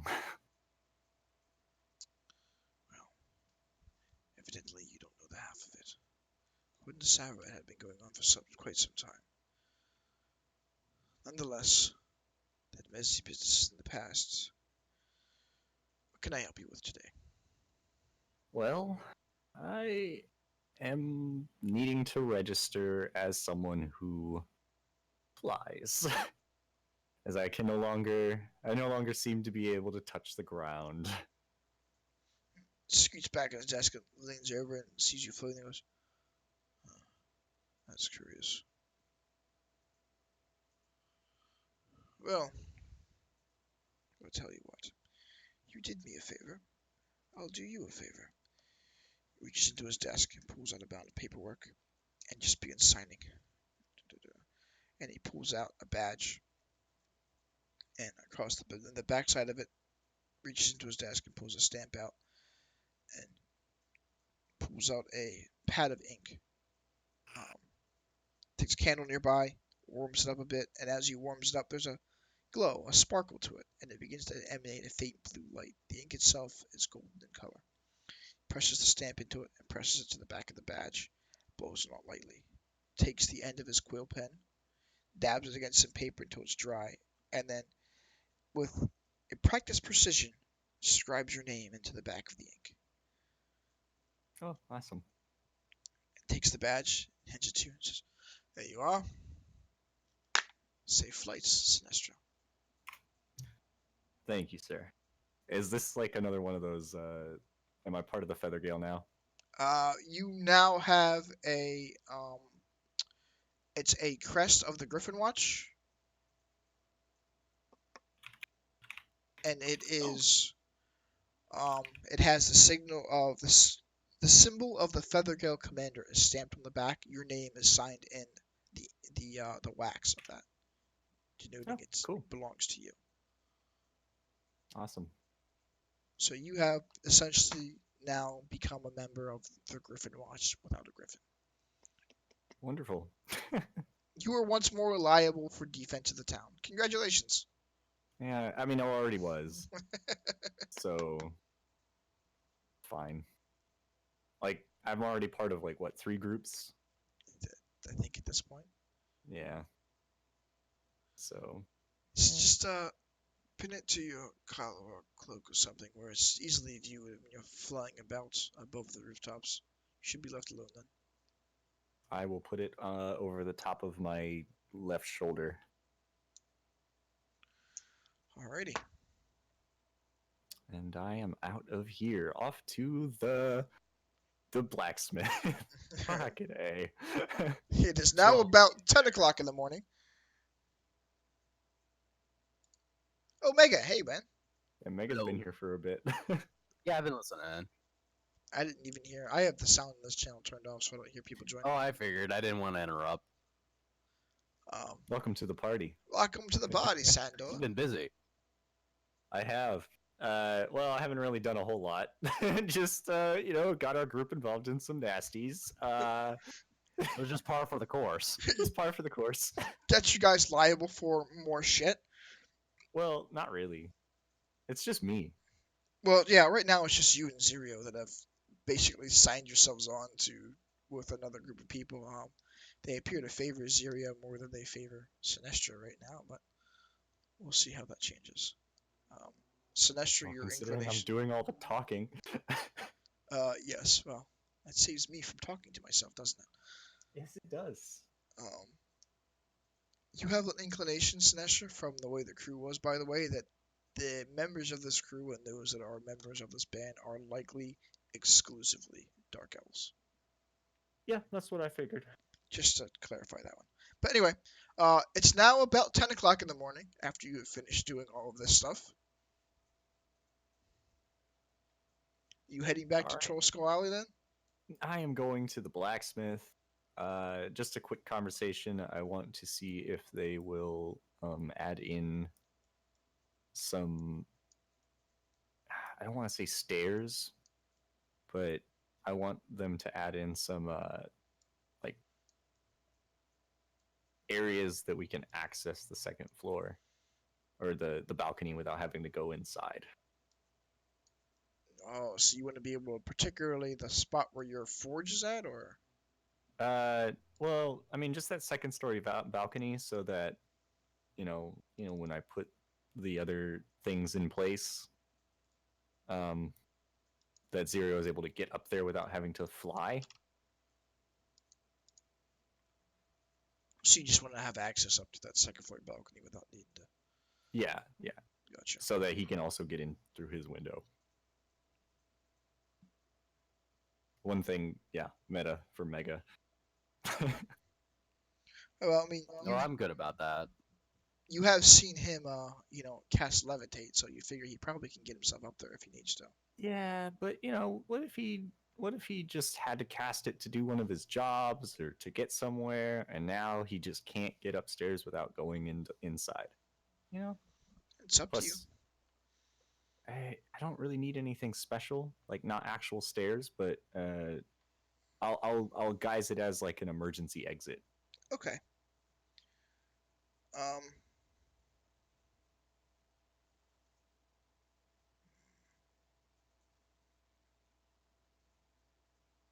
An emergency exit. That you Could want. be part of the structure and support for the balcony itself. All right. So by the time you get back to the area here where you're at, making your way down to the blacksmith. I'm gonna move you guys back to this. I'm already at Troll Skull. Yeah, I'm just putting it back on the Troll Skull Manor map. So Cool. We're working with that one. Wow, I'm not even anywhere near here. What the hell? Oh, I'm over here. Yeah, you're over at the bookstore where Zoop. you were at before. I think the blacksmith was over here. The blacksmith's the purple ring. Yep. I'm going to put another. Give me your paint shapes. Are they here or are they actually at Troll Skull? The blacksmiths currently are at their shop and they are working on making the struts, the supports, the balcony pieces, all of these things that they're going to need to assemble. They're working on currently just making the materials here, like the parts of it. They're in the black Right. shop. They're working feverishly when you get in there. The two of them are just going at it. Wonderful. I'll just kind of walk in and say hello. You don't hear shit. You hear the ringing of hammers just echoing through this place. It's loud as fuck. It's the heat. I'm gonna walk up to one of them. The heat inside the forge here is oppressive because it's an interior forge. While every window in the building is currently open, it is early in the morning, fairly early in the morning. The wind is kind of coming through and wafting here and there, but for the most part, it's just like it's lingering and clinging inside of the shop Yeah. here. Yeah. Okay. Well, the heat itself is a little bit meh to me, but I'm gonna come to them with a couple ideas. As you go in, they're just ping, ping, ping, just hammering at the forge, working at things. Each one of them has got their own little task about. Let me grab the names of these two guys again, because I can never freaking remember them.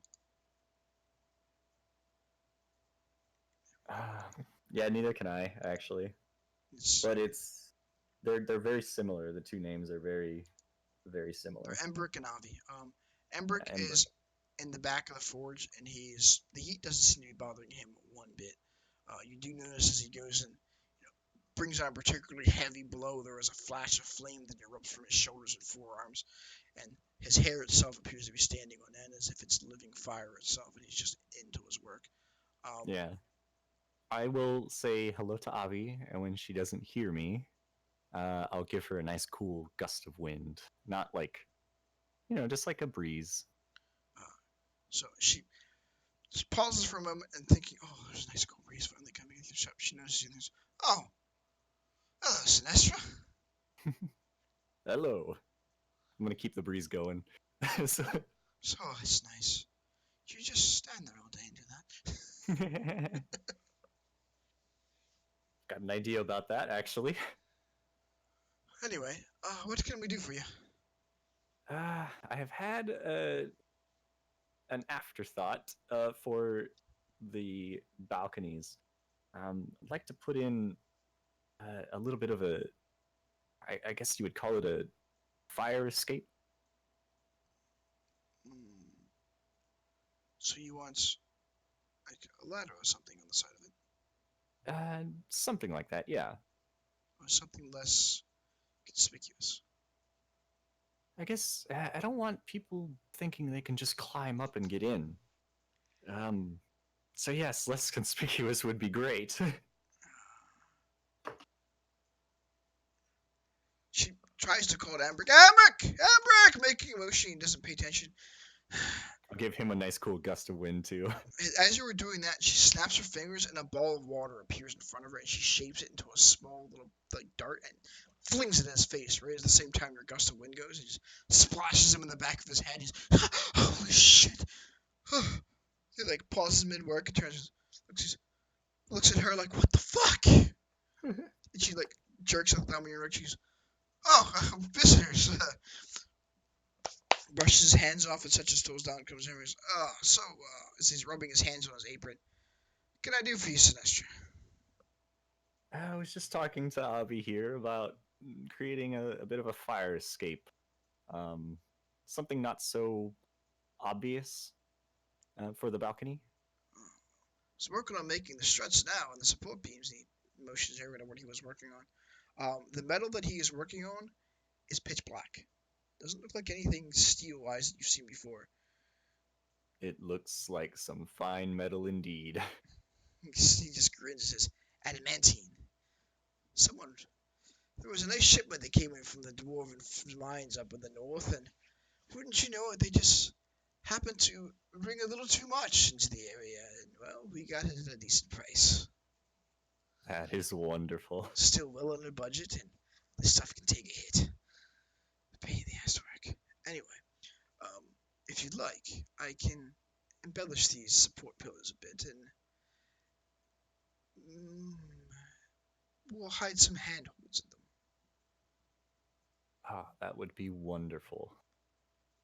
Also, I noticed that I'm just gonna look at Avi and say, I noticed that you don't really take the heat so well. She wipes her brow and no, it wears on me a bit. I fear I may have hailed from the wrong plane. Well, I may be able to help you with that. No? I'm thinking on something. Maybe I can imbue some of my own particular planar attunement to give you a little bit of relief. She eyes you warily. You're an Asimon, right? Yes.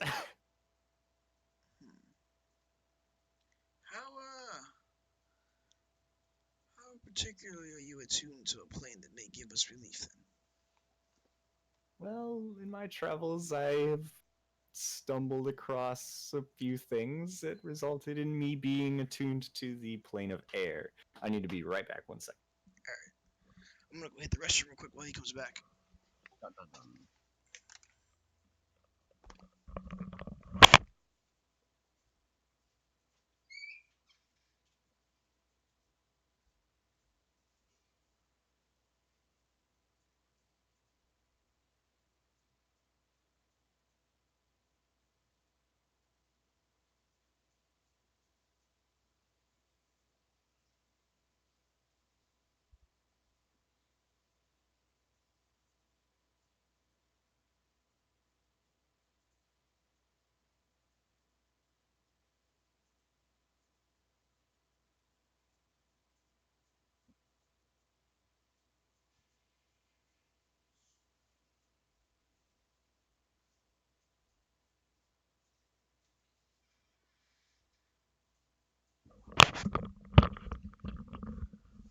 Alrighty. Welcome back. Take it Mr. Sinestra hasn't returned yet? Nope. Bum bum ba-dum. Bum, bum.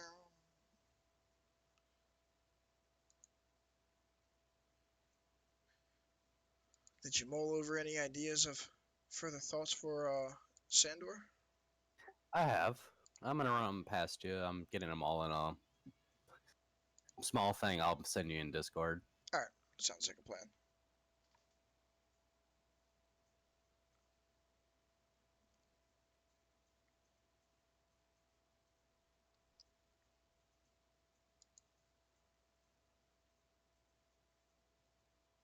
I wonder if they've given us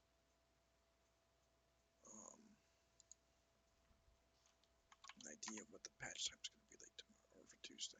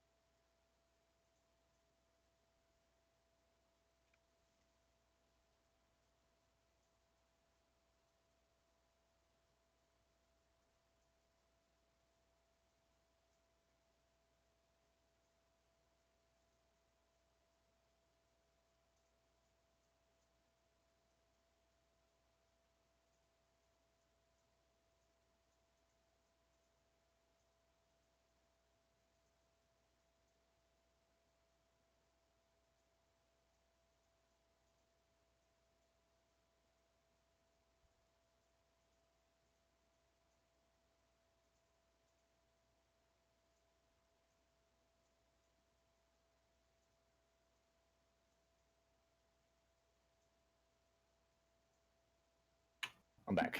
Sorry. Welcome back. All right. What was her response? She's just waiting for you to provide something at this point. Well, I told her that I had, in my travels, just become attuned to the plane of air. Interesting places you travel then. Ah, I suppose very. I should expect nothing less from one who comes in here and pays for services with diamonds. Nonetheless, what do you have in mind? Well, um, one, I'm thinking we could help stoke the fires. Maybe give you something that will provide air, so it's less work to maintain. And another, to maybe give you a nice cool breeze during the day. Both of which would be appreciated if you can maintain them. I'm thinking we can find a way. But really, just an idea right now. I'll need to think on how.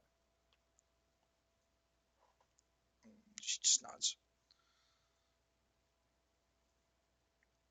I'm assuming that I can do something like this. You could potentially enchant an item so that it would provide some, basically like a cooling effect, protection from like environments, the mhm. heat of the environment, but it's not going to do anything in, you know, a volcanic layer kind of thing. You know, they were in like, Yeah, it's nothing just, crazy. I just you know, it's just going to just provide a little bit of cool air around her or anyone wearing the item. It's not going to do anything crazy. It's just like you are currently, you can control the currents of wind around you, and you can shift it. So like when you went to the shop when it got nice and hot and warm, you could have shifted the air around yourself so that you had a basically like a protective barrier, a layer of cooler air between you and the heat of the environment you're in. yeah. So I'll say something similar to this, and then I'll kind of do that. Okay. And are you doing this for her? Yeah, I'm gonna need you to do an arcane check. an arcane check. Well, that would be dis. Easy enough for you to do that.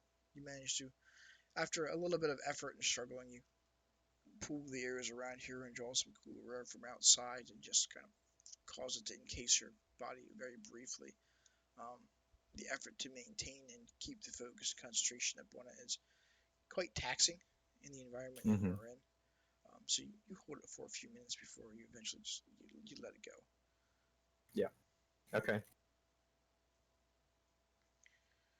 And she just kind of like smiles and nods. Yeah, that would be quite nice. You could actually probably make a fortune if you could. Say what? She's just mulling over. She's like, you know, if you could produce those enough and sell them to local smiths, you might be able to make yourself a pretty penny. That may be a good idea, but for now, only for you. She just smiles. Well, if you've nothing else, we should get back to work. We are quite busy, and we have a lot to do. Okay. I'll leave you to it. And I'm just going to go back to Troll Skull Manor. As you are heading back to Trollskull Manor, flying over the rooftops at this time, I presume. Yep. I'm flying everywhere now. I got the permit. You do see Zirio is leaving the building of the bent nail. Okay. So he's leaving the structure. 5 minutes or so pass, and he once more enters Trollskull Manor.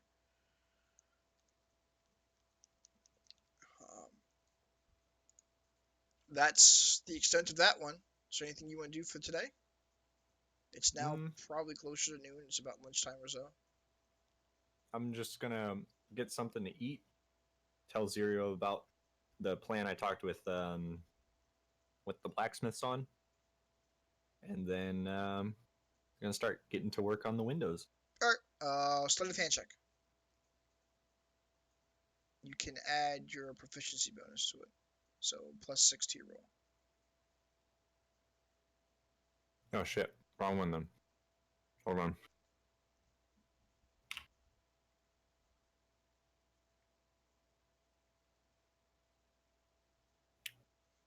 Alright. Okay. So you managed to complete one of the windows, and you're halfway done a second window by the end of the day. Wonderful. And that's your task for the day. It is now the second day into the 10-day of construction. The Avi comes by the property again. She's taking some more measurements. She's just basically confirming the notes that she has and checking over some things to, to make sure it fits all together. You run into Bondo as he's making his way into the cellar, and he's mulling about, and he comes back and catches. There's already a wine storage down there. I'm not sure why that halfling fellow didn't think it was there, but off to your left at the bottom of the steps, there's a, an alcove. There's already what? He says there's already a wine cellar in the basement. Yes. Yes, there is. We're actually looking to store some other goods in that room, in the additional room.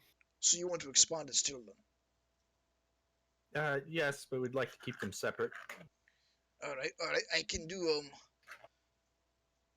well. And he pulls out a piece Multiple of paper. businesses need multiple storage spaces. He pulls out a roll of sheet paper from his back pocket and unrolls it on the floor in front of you, and it's a map of the sewers, but there are shapes overlaid on top of it. You presume they're probably structures. He points to one and says, "This is the manor here. If we go north, you're going to hit the sewer line that runs here. But if we go out to the east wall of it and then run it north a little more, you should be fine then." That seems good. All right, I'm going to go. I'll confirm this with the plumbers and make sure they're all right with me digging around and fucking with their shite. And should that all be done, we can probably get this taken care of starting tomorrow morning. Wonderful. All right, so you now are on day 2. Do another sleight of hand check. Hold on. Whoop. Man, I'm great at this. Woohoo! You now have 3 windows completed. You needed what? Only 6 more to go. With that, toward the end of the day, Bondo has returned. He's like, "Good news, boy. We're able to do what you need down there. I should be able to make a room that's, I think probably about 10 feet by 20 or so. I'll let you know if anything changes there, but I feel like that should give you plenty of space, huh?" Yeah, very much so. All right, perfect. Let me get me boys down here, and I'll go talk to what the hell is that name? Hey, Baudry, what's the name of that clerk fellow with the shaping of the stone? It's Thorndyke, sir. I'm going to go talk to Thorndyke, and he just walks out. Enjoy. Blacksmiths come by again. They have a pair of tools in hand. They're starting to like work their way into the mason side of the building to like anchor and secure the support rails they're working on now. Mm-hmm. A couple of the rails are up at the side of the building. They're just right against the building. They have, in the previous day, they had the carpenters tear down the wooden balconies, so there are currently no balconies on the side of the building. They've taken them all down. Okay. They're putting the places in support, and they have, after the supports have been shored up, Abby comes in and says, "We'll get the window cells in tomorrow if you still want those." That would be perfect. I do need to get these windows put in before someone steps on them. She nods. "That's probably a good idea. See you in the morning." Next day comes through. Another sleight of hand check.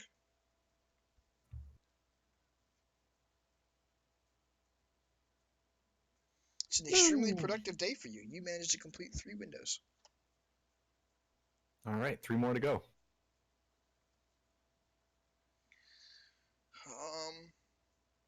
And I will say, yeah, we'll do that one.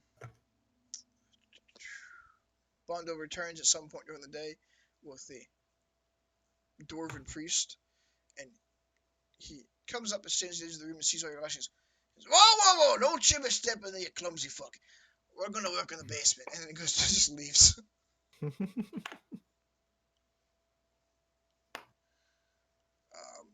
As he's going down, you hear him yelling, "None of you wake up, bastards! No one go upstairs tonight! You break your shit, we have to pay for it! Stay the fuck down here!" I like these guys. So he's working on that. Throughout the process of the day, Avi comes by with the help of Emberk, and they kind of like scoot their way around you and where your supplies are, and just like tiptoe through. And they take a little longer than expected because they've got to lessen the load of what they're carrying in. Instead of carrying like big handfuls of the materials of the framework they go on, they get like 1 or 2 a piece, so they don't drop them or stumble over your stuff there. But by the end of the day, they have the window frames in place for each of these 9 windows that you want to set. Perfect. So my next day, Yep, another check. I want to start putting them in. You want to put them in? Okay. Well, like if they're in place, then I want to start getting them out of the way so people can like work. Okay. So the frames are all in place. Let me go over to the inside of the manor here. So we're looking at that. All the frames are in place in each of these windows here. You have 6 currently completed. Yep. So you have I enough want now to- to do the den. There is one window that you had to do in the den that Zero asked you to do. It was this one. Yeah, the extra filigree into the window frame to design. I will do that one, I think, last. Yeah, you haven't made that window yet. So I'm gonna do this one, this one, this one, this one, this one, and this one. Okay. And then you have one window left that you can place in somewhere.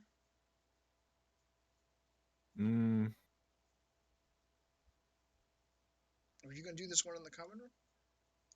Yeah, I was thinking about this one.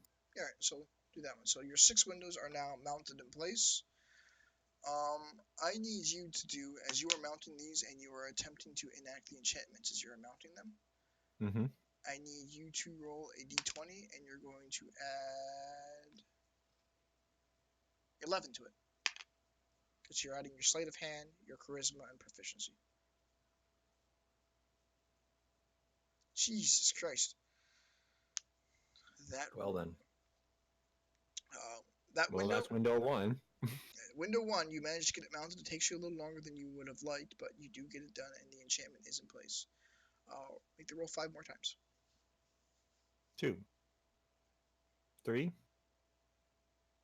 4, 5.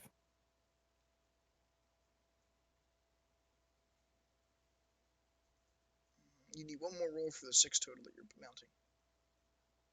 6. Okay, I want that one is on the line. That's bullshit.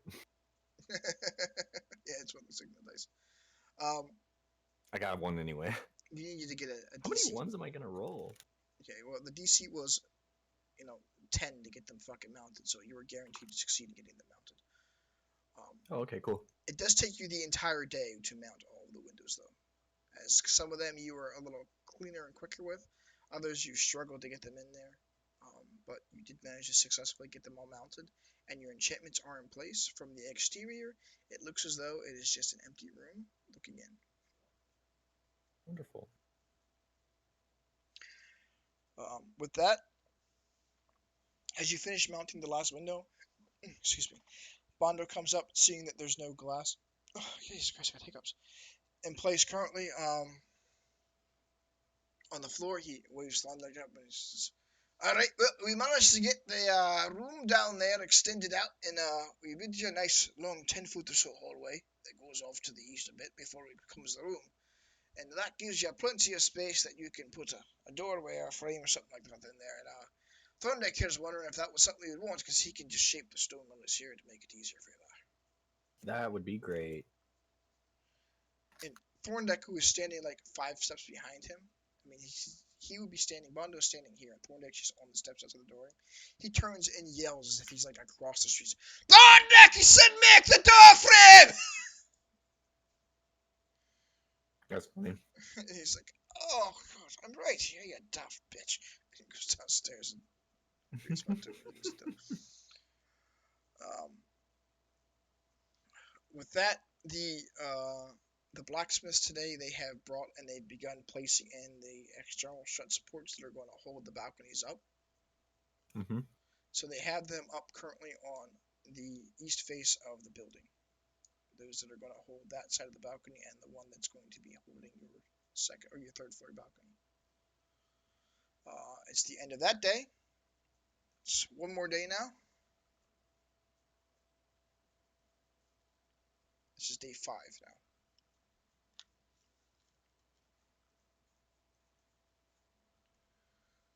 That's another window.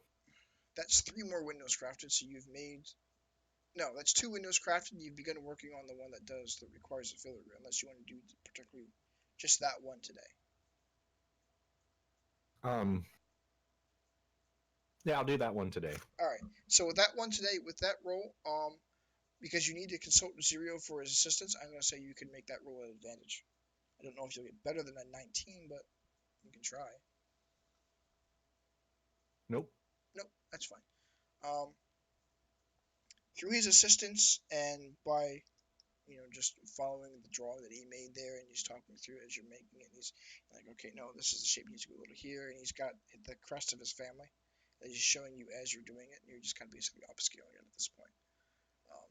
It takes you the better part of the morning to do it, but you manage to finish that window by about lunchtime. So if you want, you can make a roll as you did before to try and mount the window. Let's mount it. Easy enough.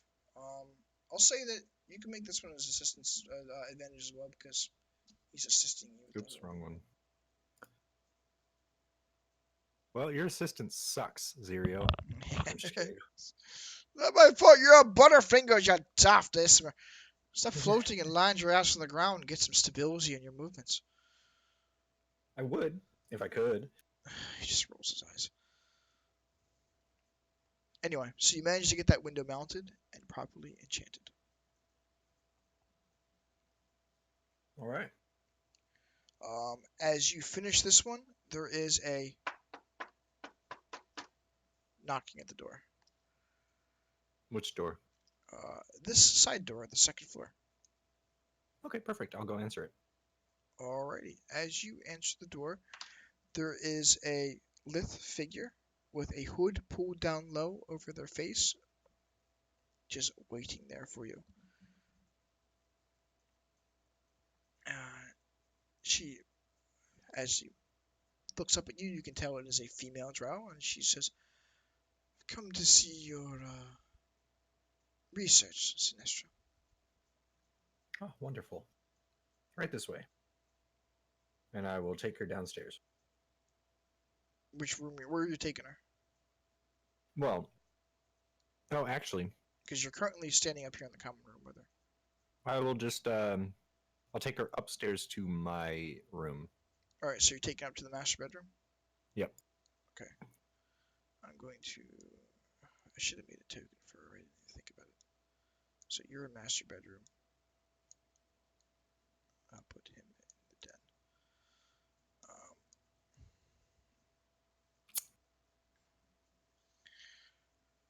Alright, while you were talking with her, furniture is being brought in and into the den. You presume Zerio probably had it delivered for later in the week. So she's in the den with you, pulls her hood down low so that you can see her face, and it's just, she is dark elven woman. Same, she has pale blue eyes, unlike the other dark elves, with the exception of Zerio that you've seen that have all had these reddish hue to their eyes. Hers are pale blue, similar to the fashion of his. Well, these enchantments you need to be done. Are you ready to have them placed? The downstairs is done, yeah? Okay. Yeah, the downstairs room has been formed. Okay. So Then the I will say scrying yes. ones, everything's ready to be done right now. Currently. I'll say yes. Oh, I'll hand her the white words whites. Waits, say words, the- waits. As we spoke about the scrying wards. These will need to be done in this room, the den downstairs, and another room in the basement.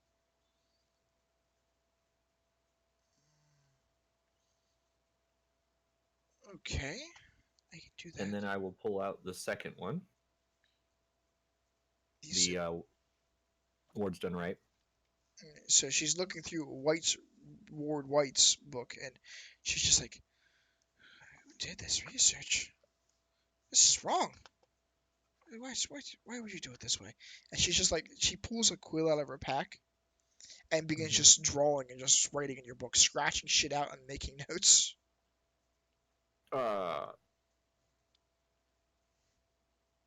Okay. You gonna say anything to her to stop? Or you just gonna let it go? I will let her. I mean, that one is. I'm not super worried about it, and if she thinks she could do it better than them, then by all means. So she's just like basically she's changing the formulas. As you look over your shoulder and you see it, there are different glyphs and sigils and arcane formulas and stuff written in there, and she's scratching parts out of it and rewriting it in different ways. And you can, with your understanding of arcane, well, you are a warlock, you do still work arcane magic, and you have an understanding of it, you're familiar with it. Um, it's the way she writes it out. It looks like it's to you. It's like common sense. Like, well, why the fuck didn't I think of doing it that way? Oh, great. Okay. So she simplified the hell out of it. Um, and she's like, okay, yeah, that should be easy. And then she's, and you wanted one that for a protection spell, correct? Yes, we want to bar any unwelcome intruders. And I'll open the other book and show her that one. She sits down, writes down words whites, and takes the book from you. Oh, I'll say this one. I would prefer you don't scribble it. these are very intricate. This is old, extremely old. This is pre-sundering. And she takes the book and like folds it over so she's looking at the back cover and the cover. Where did you get this? Just down the road. Perhaps these surfaced brothers are clever than I thought. All right. Yes, this should be done right easily. And then I'll explain one. We would like to have multiple layers on this. One for the entire property and one for a specific room downstairs. So the one for the entire property, are we looking to develop this for this floor here or for your tap room downstairs? It would be the second floor and up. Okay. That should be easy enough. I will need all those present when I complete the spell that want to have access to the area. Seems easy enough. Um, we could. You'll probably want this to allow you to grant permission to those entering.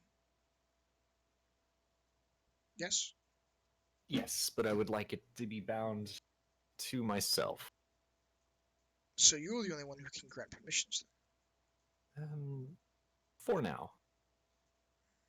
She just kind of smiles and nods. Can be arranged. And the property in the basement. That will be the same. Although I would like my other friend to also have the ability to grant permissions. And don't forget, we also want to be able to revoke them. She grins a bit and goes, we'll keep that a secret. Where's your other friend? I should be downstairs in the den. You gonna take her down to the den? Yeah, we can go there. Alright, so you guys lead her down to the den. She is busy musing at the books. Zirio is he has bought a bed, and he's organizing furniture in this place basically. So when you come in, he's just finished assembling the frame of a bed, and he's just like arranging it somewhere in here. He's got desks and chairs and whatnot in here. He's making himself comfortable essentially. Wonderful. I guess I will just say it's like our little business downstairs can be done now, or is that not right? What, for the enchantments downstairs? Yeah. Yeah, you can get them done now if you wanted to. Okay. It's like you'll have to be present for at least one of them. She has got her nose in the book, and she's just like walking through the door, looking through, and she says, Sinestra, I need, and then as she's done, she looks up and she sees you. You have a drow, and then just her face just kind of goes slack, and she looks at the moment of recognition. She goes, Zero, you should be dead. And it's the same reaction from him, and she drops the book. Oh, great. And there's a moment between the two of them where it's like, yeah, they know each other. Wonderful. I will I'll just pick up the book and say, "Wow, it looks like you two need some time alone." And I will go ahead and just walk out. All right. So you're not going to be present for the conversation with them.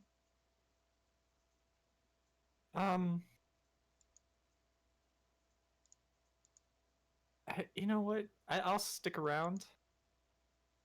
But if it seems like it's getting a little personal, I'll leave Zirio to his thing, and if he wants to explain it later, he can. Gotcha. So the conversation continues. You were killed. I saw your body. Bergendrath was quite thorough in ending any impersonators, as they put it. She just nods, and there's just, you can see visibly she's starting to tear up a little bit, and she runs her hand over a point in her chest, where her hand runs over. There's a very visible scar that looks as though, something had ran through her chest at one point.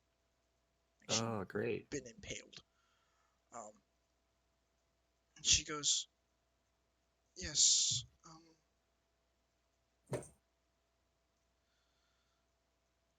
it's complicated. I don't know if we have time for this. I'll just say, take all the time you need. Well, a long story short, Alestre saw it fit to save me from the grasp of Loth, and, well, here I am. I have been returned for her service, in her service. Though I thought you died. She made it quite clear that no one survived that assault. All those present were dead. I begged her to bring back my friends, my family, all of you that had died. And Zirio just shakes his head. I escaped to my shame. I fled. I ran. I jumped on a caravan to Blingdenstone. That's where I got this. And he points to the bracer on his arm. Archmage Bittlethorpe thought the Benair was chasing after me and wanted nothing to do with the Drow. They'll raise his town again and sent me to the surface. I've been here for the better part of 60 years now. Slowly plotting my plans. And she just nods and says, we have much to discuss then. For now, let's handle your business here. Sinestra, the basement? Yes, the basement. And So, I guess we'll just lead the way. yeah, you just lead her down to the basement. She's just not on this map currently. I have to get the new map loaded up in here. She goes through you lead her down to the basement. You show her the room where she's at. As they're going down, there is a conversation between the two of them that is in a language you don't understand. That's fine. There are words you catch every now and then that are repeated constantly. One of them being Menzo Berzin and Samath. Oh, I know both of those. I've actually heard both of those from Zero before. Yes, you So- are aware that they are both the names of towns, Drow cities in the Underdark. But I'll just grab his token and bring it down with you to the basement. I should just zoom this out, make it easier on myself, but whatever. So you guys make your way down to the basement over here to the east wall, where I'll put the extension at here. He leads her into the space, and she just looks over and just, so the plan here, if I get this right, you want a room where you can invite somebody in, and should things not go your way, trap them here, correct? Trap or expel. Would like to have the option.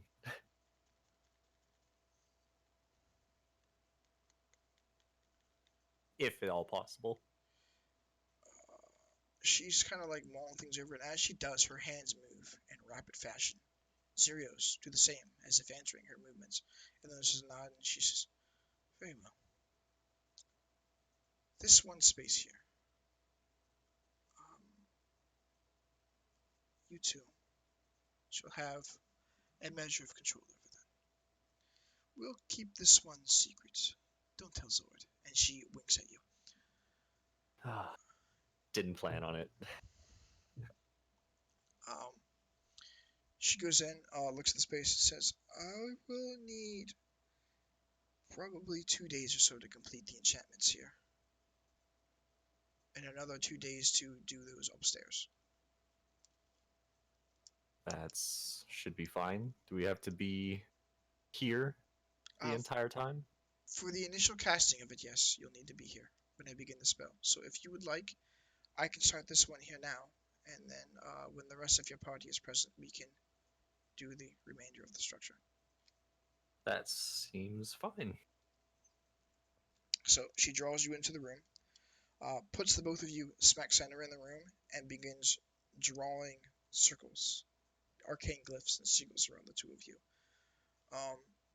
Just filling the room. It starts to crawl up the walls and plaster the ceiling in some places as if it's one large ornate symbol that's just struggling to maintain itself and fit within the space it's here. It trails a bit out of the doorway just a span, and she mutters to herself a couple of things and then just kind of shrugs it off and it'll be fine. And then she comes and stands in the center of the circle with the three of you, and then puts her hands out, waiting for the two of you guys to take them. You all. Zero grasps her right hand. I guess I'll do the same. I guess I will have to grab Zero's other hand. Yeah, so the three of you link yourselves together, and you go in a circle. She mutters through an incantation, says, "If you could be quiet, please." And then closes her eyes and begins muttering in Celestial, going through a very long, ornate concentration casting here. The three of you will be standing here for a period of 3 hours. Okay. With that, I need you to make a Constitution check. I will say that because you are in the group here and everybody's doing the same thing, you can do it at advantage. Oh, thank God. That's great. Oh,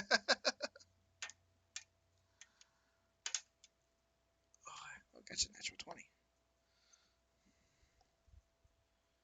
Alright, through the assistance of her keeping you on track and just basically drawing your focus back in with a 0 the same, like he rolled a natural 20, you guys managed to maintain focus for the full duration of the casting, and after the period of 3 hours are completed, she has completed the initial sealing of the room. And with a noticeable, sigh of exhaustion, she takes a deep breath and lets go of your hands and says, "Alright, I'll finish this. You're free to go now." Cool. Well, time to make some more windows. Alright, so you make your way back upstairs and go continue working on your windows? Yep, I've got, 2 more to do? Yes, you have 2 windows left to make. So another sleight of hand check with your plus 11 to it.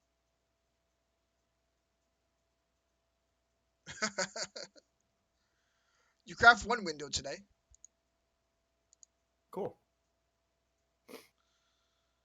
And So, I'm gonna put it in the common room. all right. And that brings us to the end of. So day 5 was her coming. That was the end of day 5 with you completing that one window. Mm-hmm. We are now on day 6. Okay. I want to do this window like the other one, but without the filigree. Okay, with the filigree or without it? Without it, because I feel like I don't have the right to use it. Okay. Is this the one that's going in your room then, or? Yeah. Okay. Yep. Go ahead and make your last roll. Easily done. Get it done in half the time it took you to do the other windows, and you. At this point in time, you've made so many of these, you've done it with practice ease. You feel that if you ever need to make more in the future, you could probably do it with roughly half of the materials at this point now, and in half the time. Perfect. Well, time to put them in. Yes, cat. I need attention. Pay attention to me. Trying to catch a bug. All right. Make your rolls to mount the windows. Easy enough. For the one in the common room. Okay. Oh, hey, why does it move? Hold on. This one goes into my room. All right. And I also want this one to kind of swing out if I need it to swing out. All right. Yeah, easy enough to do with your roll there. You're able to mount it, and you find the with the assistance of Avi, as you catch her when working on the balcony across the days here, she gets you the extra hardware and stuff you need to make it a swinging opening window pane if need be. And easy enough, you're able to mount it and put it all together. So I think that's all your windows then, correct? Uh-huh. I guess I still have to do the rest of the ones in the house. Yeah, you have to do the But regular those are windows. just going to be regular windows. Yeah, if you want to do them yourself, or you can go find somebody to do them for you. I'll just do them myself and All take the rest of the... These are noticeably easier to craft, a lot easier to craft than the ones that you've made so far. So I'll say for the end of the 6th day, it takes you to make the window and get those other 2 mounted, and including yours with the swinging thing. By the time you finish this, the adamantine framework and balconies have all been placed onto the building. So they're done? They're currently working on putting the railings on them. Oh, wonderful. Throughout the time that this is being done, by the end of, this is now on the 7th day, the morning of the 7th day, the Zenny, as you have heard her being called, comes out of the cellar, Zirio behind her, and she lets you know that she has completed the enchantments in the basement room. Wonderful. I guess now we need to wait for the rest of the group. She says that Sinestra, I finished doing the basement. If you want, I can begin putting the permissions boards up here. I will need them present before I finish the spell to allow them all to have their access within it. Yeah, I believe we have some time before they will all be here. Actually, we just need Sandor and Makai. Lacuna isn't here. She said she was staying at another inn, so. Oh, Kai, yeah, we gotta go get her. So unless you're going to go find her and bring her back. Yeah, I'll probably have to do that on the way. I'm gonna try and see if I can find some materials so that I can start working on the little gifts for our blacksmith friends. Okay. You will need to return to the Shining Sheets to get the rest of the materials you need to make the remaining windows in the household. Yep, that too. As for the gifts for your blacksmith friends, some sort of bauble, a ring, or a neck, or something like that, necklace, you could use to hold the enchantment. Ah, well, I have a silver necklace. That would do perfectly fine. It's an easy enough vessel for you to use for it. Okay. Sweet. So then I'll go ahead and get the materials for the other windows. I'm gonna do just regular glass with those. All right. Easy enough How to many do. do I need? Oh, that's a good question. 1, 2, 3, 4, 5, 6, 7, 8, 9, 10, 11, 12, 13, 14, 15, 16, 17, 18, 19, 20, 21, 22, 23, 24, 25, 26, 27, 28, 29, 30. 30. 30. So you need the material to make 30 panes of glass. Yep. All right. So, what do you want to do first? I'll get the glass and have it delivered to the house. Okay. So you make your way to the shining sheets. Easy enough for you to do. You remember where it is here in the town, as you've made a thorough investigation of the Northern War before, and you now have permission to fly freely about the town. Yep. So I'm just gonna get there. So, it's I'm assuming you're doing this on at some point during the 7th day. No, we're on the 8th day now, right? Well, we didn't really do anything all during the 7th day. You're right. So we'll continue this the 7th day then. I'll do that the morning of the 7th day. Okay. So we'll say you go make your way there. You catch them as they're opening up.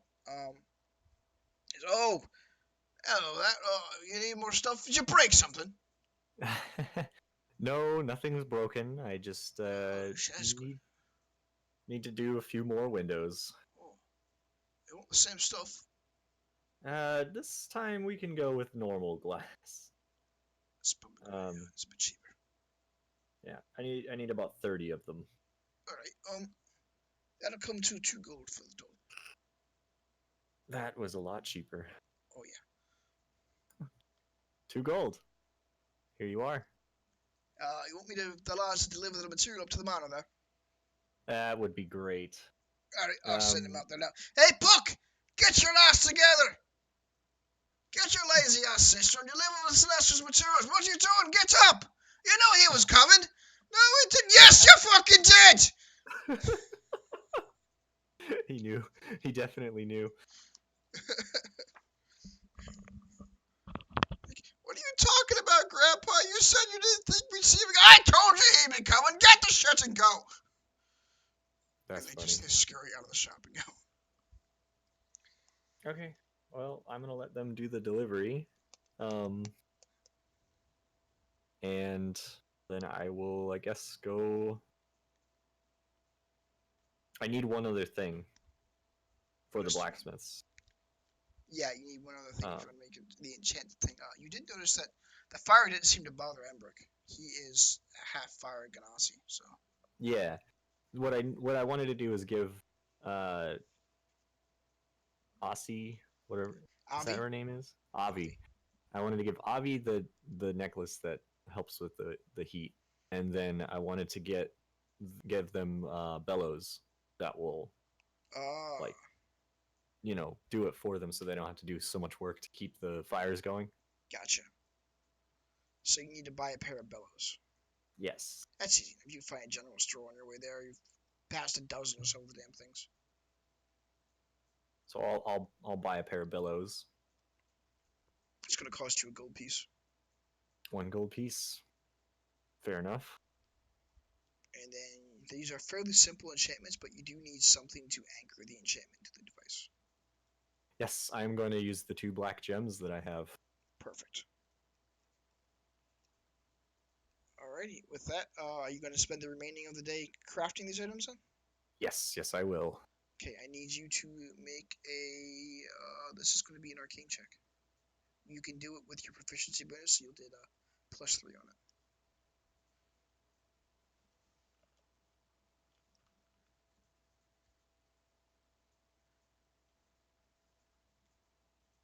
Poop. Which item are you starting with? Well, I'm going to start with the bellows. Alright, so you take your bellows and you begin to try and bind a small fragment of the plane of air to the interior of these things so that with a simple puff it provides a constant gust of air. As you do, you underestimate the tensile strength of the bladder and the bellows, and it just tears out. Wonderful. Good thing I bought a pair of them. So if you've got another one, you can try to do it again. Yeah, let's try this again. Same mistake. Yeah. I guess I'll have to go get some more. So I want to do this. I want to do this first before I. Okay. So I'll go get 2 more. Okay. So That's you go another gold. fly your way back. Oi! You just buy 2 of them, fuck, thanks. Yes, they couldn't hold up to what I was attempting to do with them. What you trying to do? Suck a foot out of an ogre's ass? Something like that. Yeah, weird one. Oh, well, here you go. I can hand you 2 more. Jesus. All So right. they got in stock. Don't be sucking any more forts out of ogre's asses, yeah? I'll try. You bought out all the bellows that guy had. He's got none left now. Wonderful. Okay. Let's try this again. Bellows number 1. This one explodes. Just. Ah! Bellows number 2. Oh man! After 3 failures, you finally managed to think, yeah, maybe I should tone it back just a bit. And very cautious and carefully, you take your time and you manage to succeed in completing your enchantment upon the bellows. Jesus. All right. 1 down. It's now fairly late in the evening at this point in time. Yeah, I am going to take my time and do a little research before doing the necklace. All right. So I'll probably end up doing that tomorrow. If you want to do research, you need to find some sort of book or works on abjuration magics. Okay. Well, I'm gonna go back to my friend over the little. So we what was he are at? on day 8 now. Yep. By the end of the 7th day, the balcony has been assembled. All the framework is in place. Avi and Ember come to you and let you know that it's done, and it's probably the best work we've done in a while. I will give them the 1 bellows and say, your gift's coming soon. Takes the bellow from you and begins to inflate it a bit. Say, be careful with those. Oh, You might want to point that somewhere it's not going to blow something over. holds it above his head and blows it, and there's just a big gust of wind as he puts a lot of strength into it. It looks like he's a small little dervish, a tornado that appears in the air for a brief instant before fades. He goes, oh, well, isn't that neat?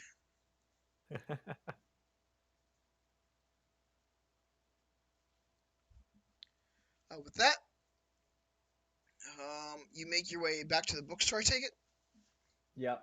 I'm gonna go talk to my my golden dragon friend. Oh, man. As you enter, Rashal is just kind of musing about. He's got a feather duster and he's just dusting the books. Say, Rashal, how's it So, going? you're back. You are returning books? No, but I did tell you that I would come to you for any of my other magical tome needs. That you did. I like you. You spent gold. You don't tell anybody where you find books, did you? No. Just people have asked, so I had a little misdirection. Only slight, though. Misdirection. Good. You don't tell them you find them here. Old I did Rashal, not mention your name. Old Rashal has a treasure stash. Some people might not like Rashal's treasure stash. Wonderful. Well, good thing I didn't actually tell anyone the actual location. Yes, very good. What can I help you with? I need to do a bit of research into some abjuration. Oh, I don't have book on that. Some girl with a tiny little buddy horn, and he taps his forehead where some horns would be growing out. She take the book. Fucking Lacuna. You know her? Yes. Not a problem then. You just borrow a book from her. I don't think that will be an option.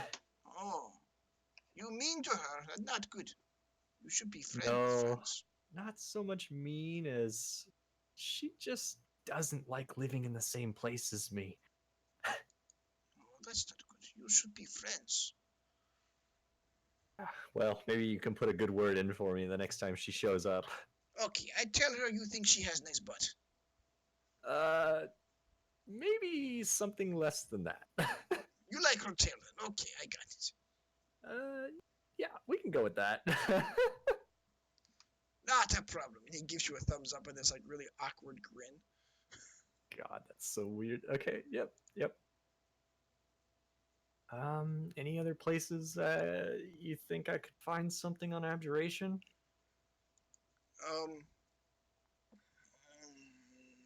the magisters at the Blackstaff have research. You could talk to them, but they are very protective of their research. There's the House of Wonder with all the people that worship mighty Mistra.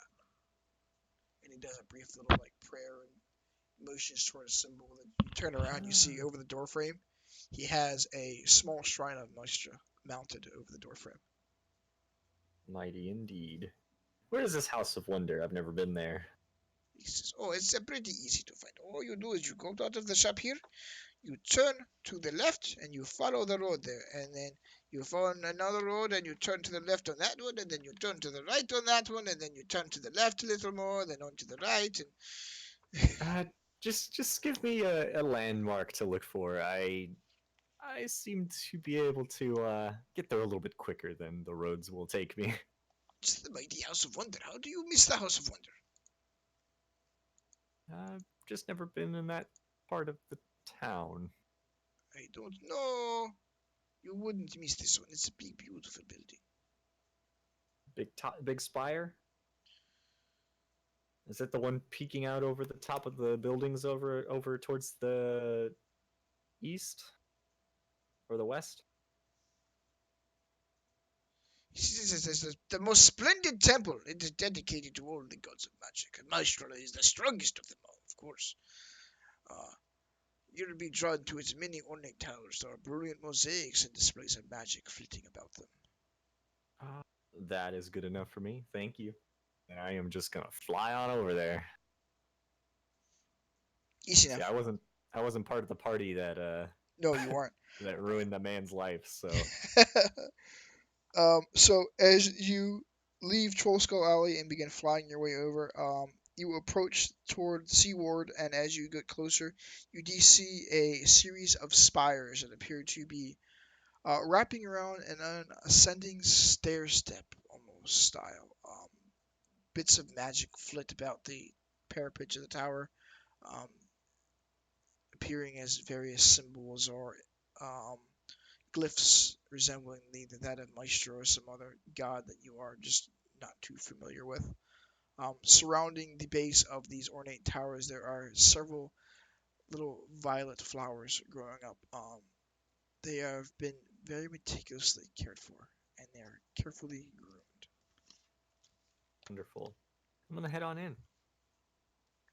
As you fly in, you see several individuals, probably a dozen or more mages, busy about their work, researching at various desks and stations about the interior of this place. There is a large central cylindrical style desk. In the midst, the center of it, are various filing cabinets, card catalogs, and the like.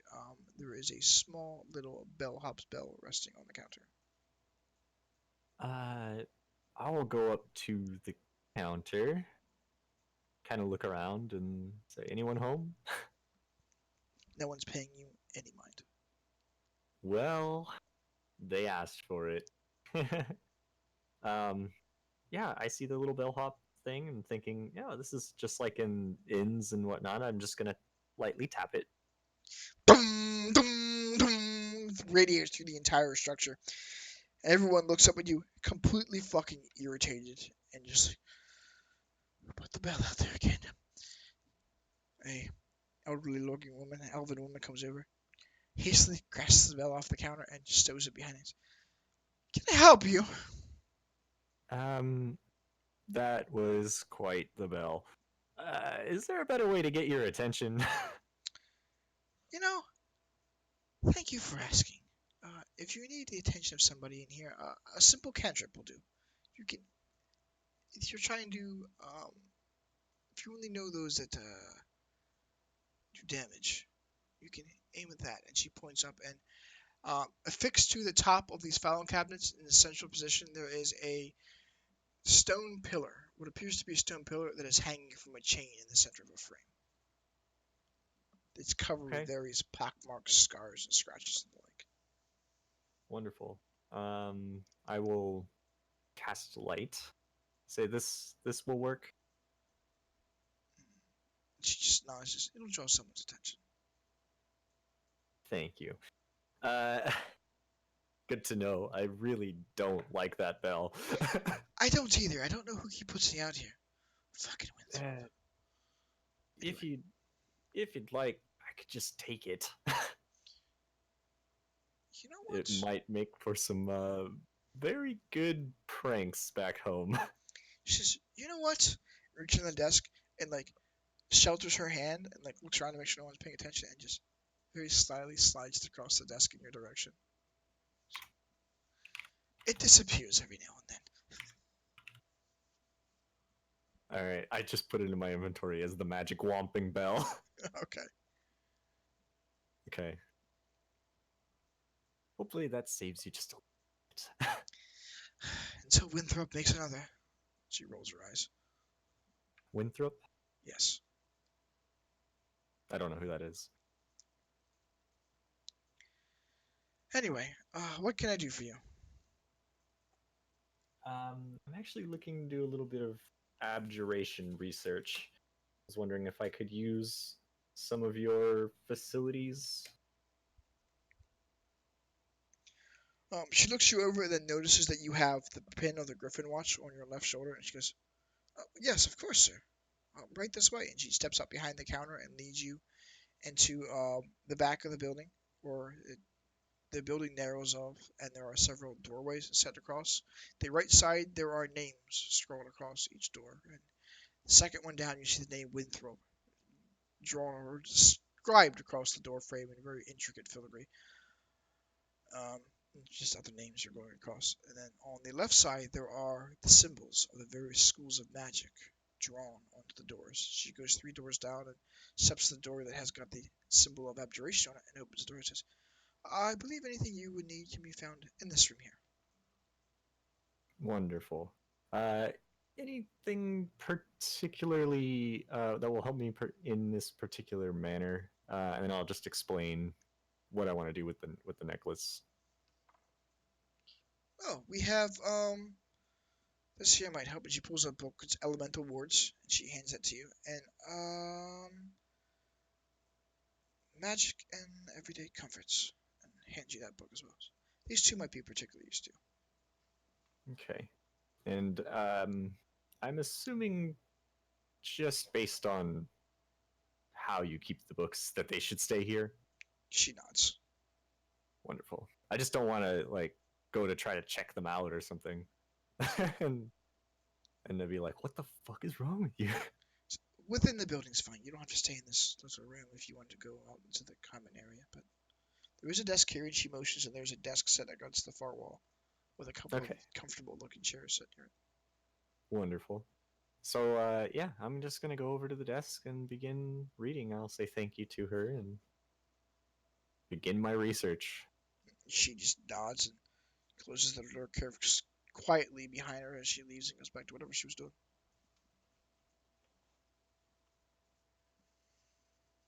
I guess that's gonna be what I do for the rest of the day. Yeah, I think that's going to be a good point to call it here, because we're getting fairly long here in the tooth, as it were. So from there, we'll pick it up with you next session, just not being in the house. And all the major renovations, though, should be done at this point. I will put together the new map and have that ready to go for the next session then. Sounds like fun. Yes, indeed. Now I'm super curious of what Sandor's been doing this entire time. Have to wait and see. It's a secret. It's a secret. Yeah, We'll you do, just going to the hospital, which is probably a good idea. So we are 8 days into the 10-day currently. Mm-hmm.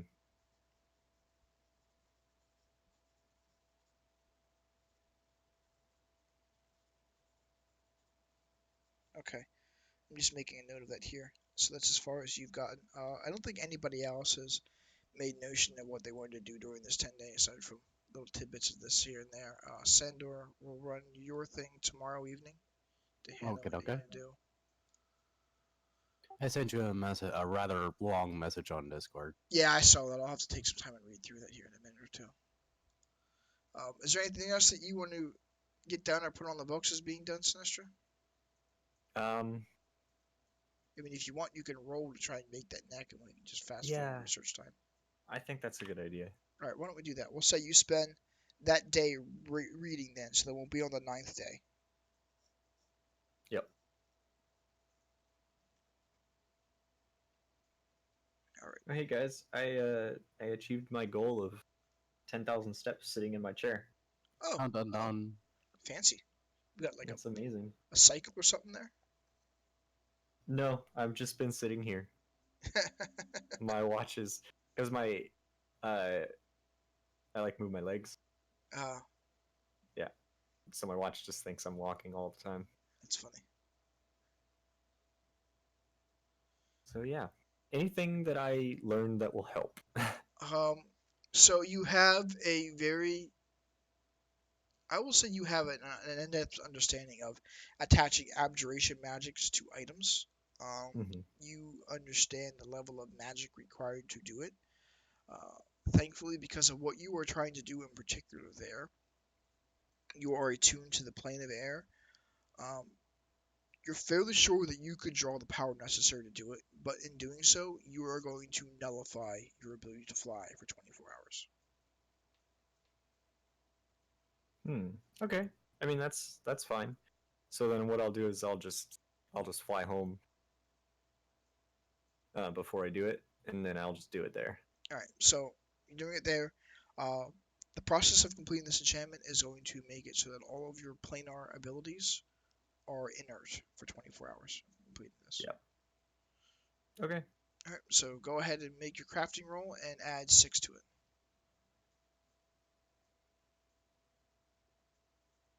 My nines are just You're on all point day. for 9 today. Nines and ones.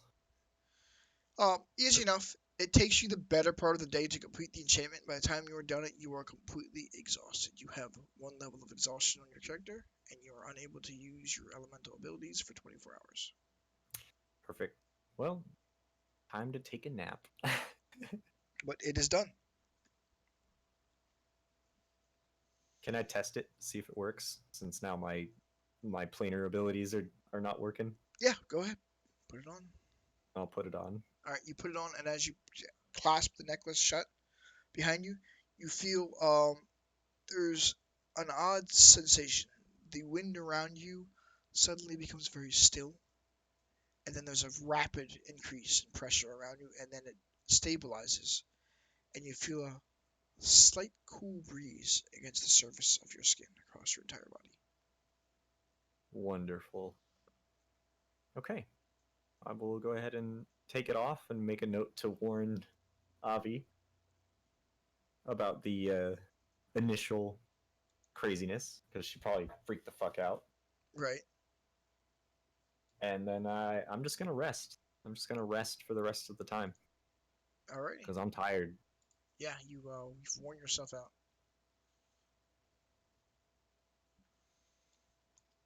Okay. That's it. I'm gonna turn this necklace into the silver necklace of Cool Breeze. I don't think I'm gonna be making any more of those. Is that what you want to call it? And the necklace of cool breeze? Um, I'll let you name it because you're creating the item. What do you want to name it? we'll call it. You could call it an amulet, a necklace, a choker, a collar. Well, it is a necklace. It'd be weird to call it a choker. Well, I mean, necklaces can have amulets on it, so you can call it an amulet and decode if you want to do that as well. Or it could be a Yeah. necklace. Well, I did put one of the gems in it. Yeah, So exactly. So yeah, it's the amulet of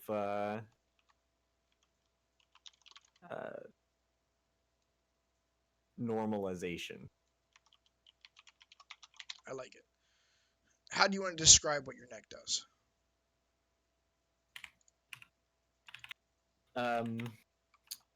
It will provide a normal ambient temperature, or if slightly cool, ambient temperature in all but the most extreme weather.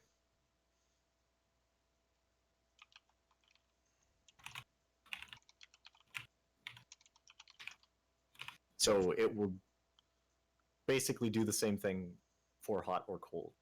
So it provides the wearer with a comfortable ambient temperature. Yep.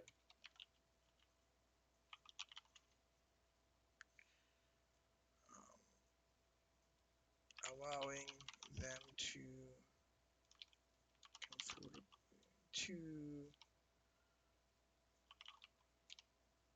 work or traverse environments of extreme heat or cold, providing protection from mental hazards such as exhaustion.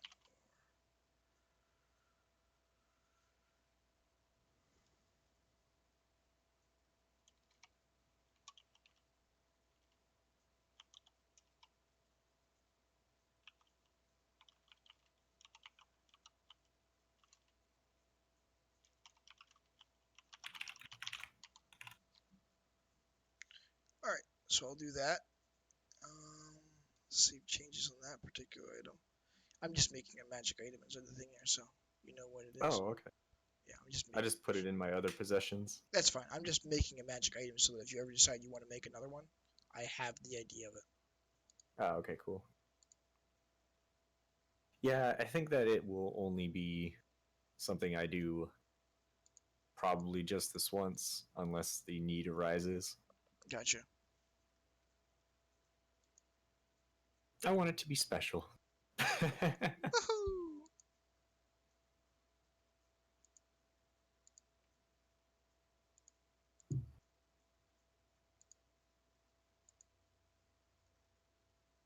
But I'm definitely not coming out of my room until I have my powers back. Gotcha. I don't want anyone to know that that's what it does when I make it. Alrighty. Good to know. So with that, we are on day 9 of this whole shindig. You have made your neck. I think that's probably a good place to call it done. Yep, Alrighty. that's it. I'm done. Done. All 10 days, basically, because I'm not leaving until the end of the... Yeah, you're staying in there until the 10th day. Yep. Alrighty. So, we'll end this here.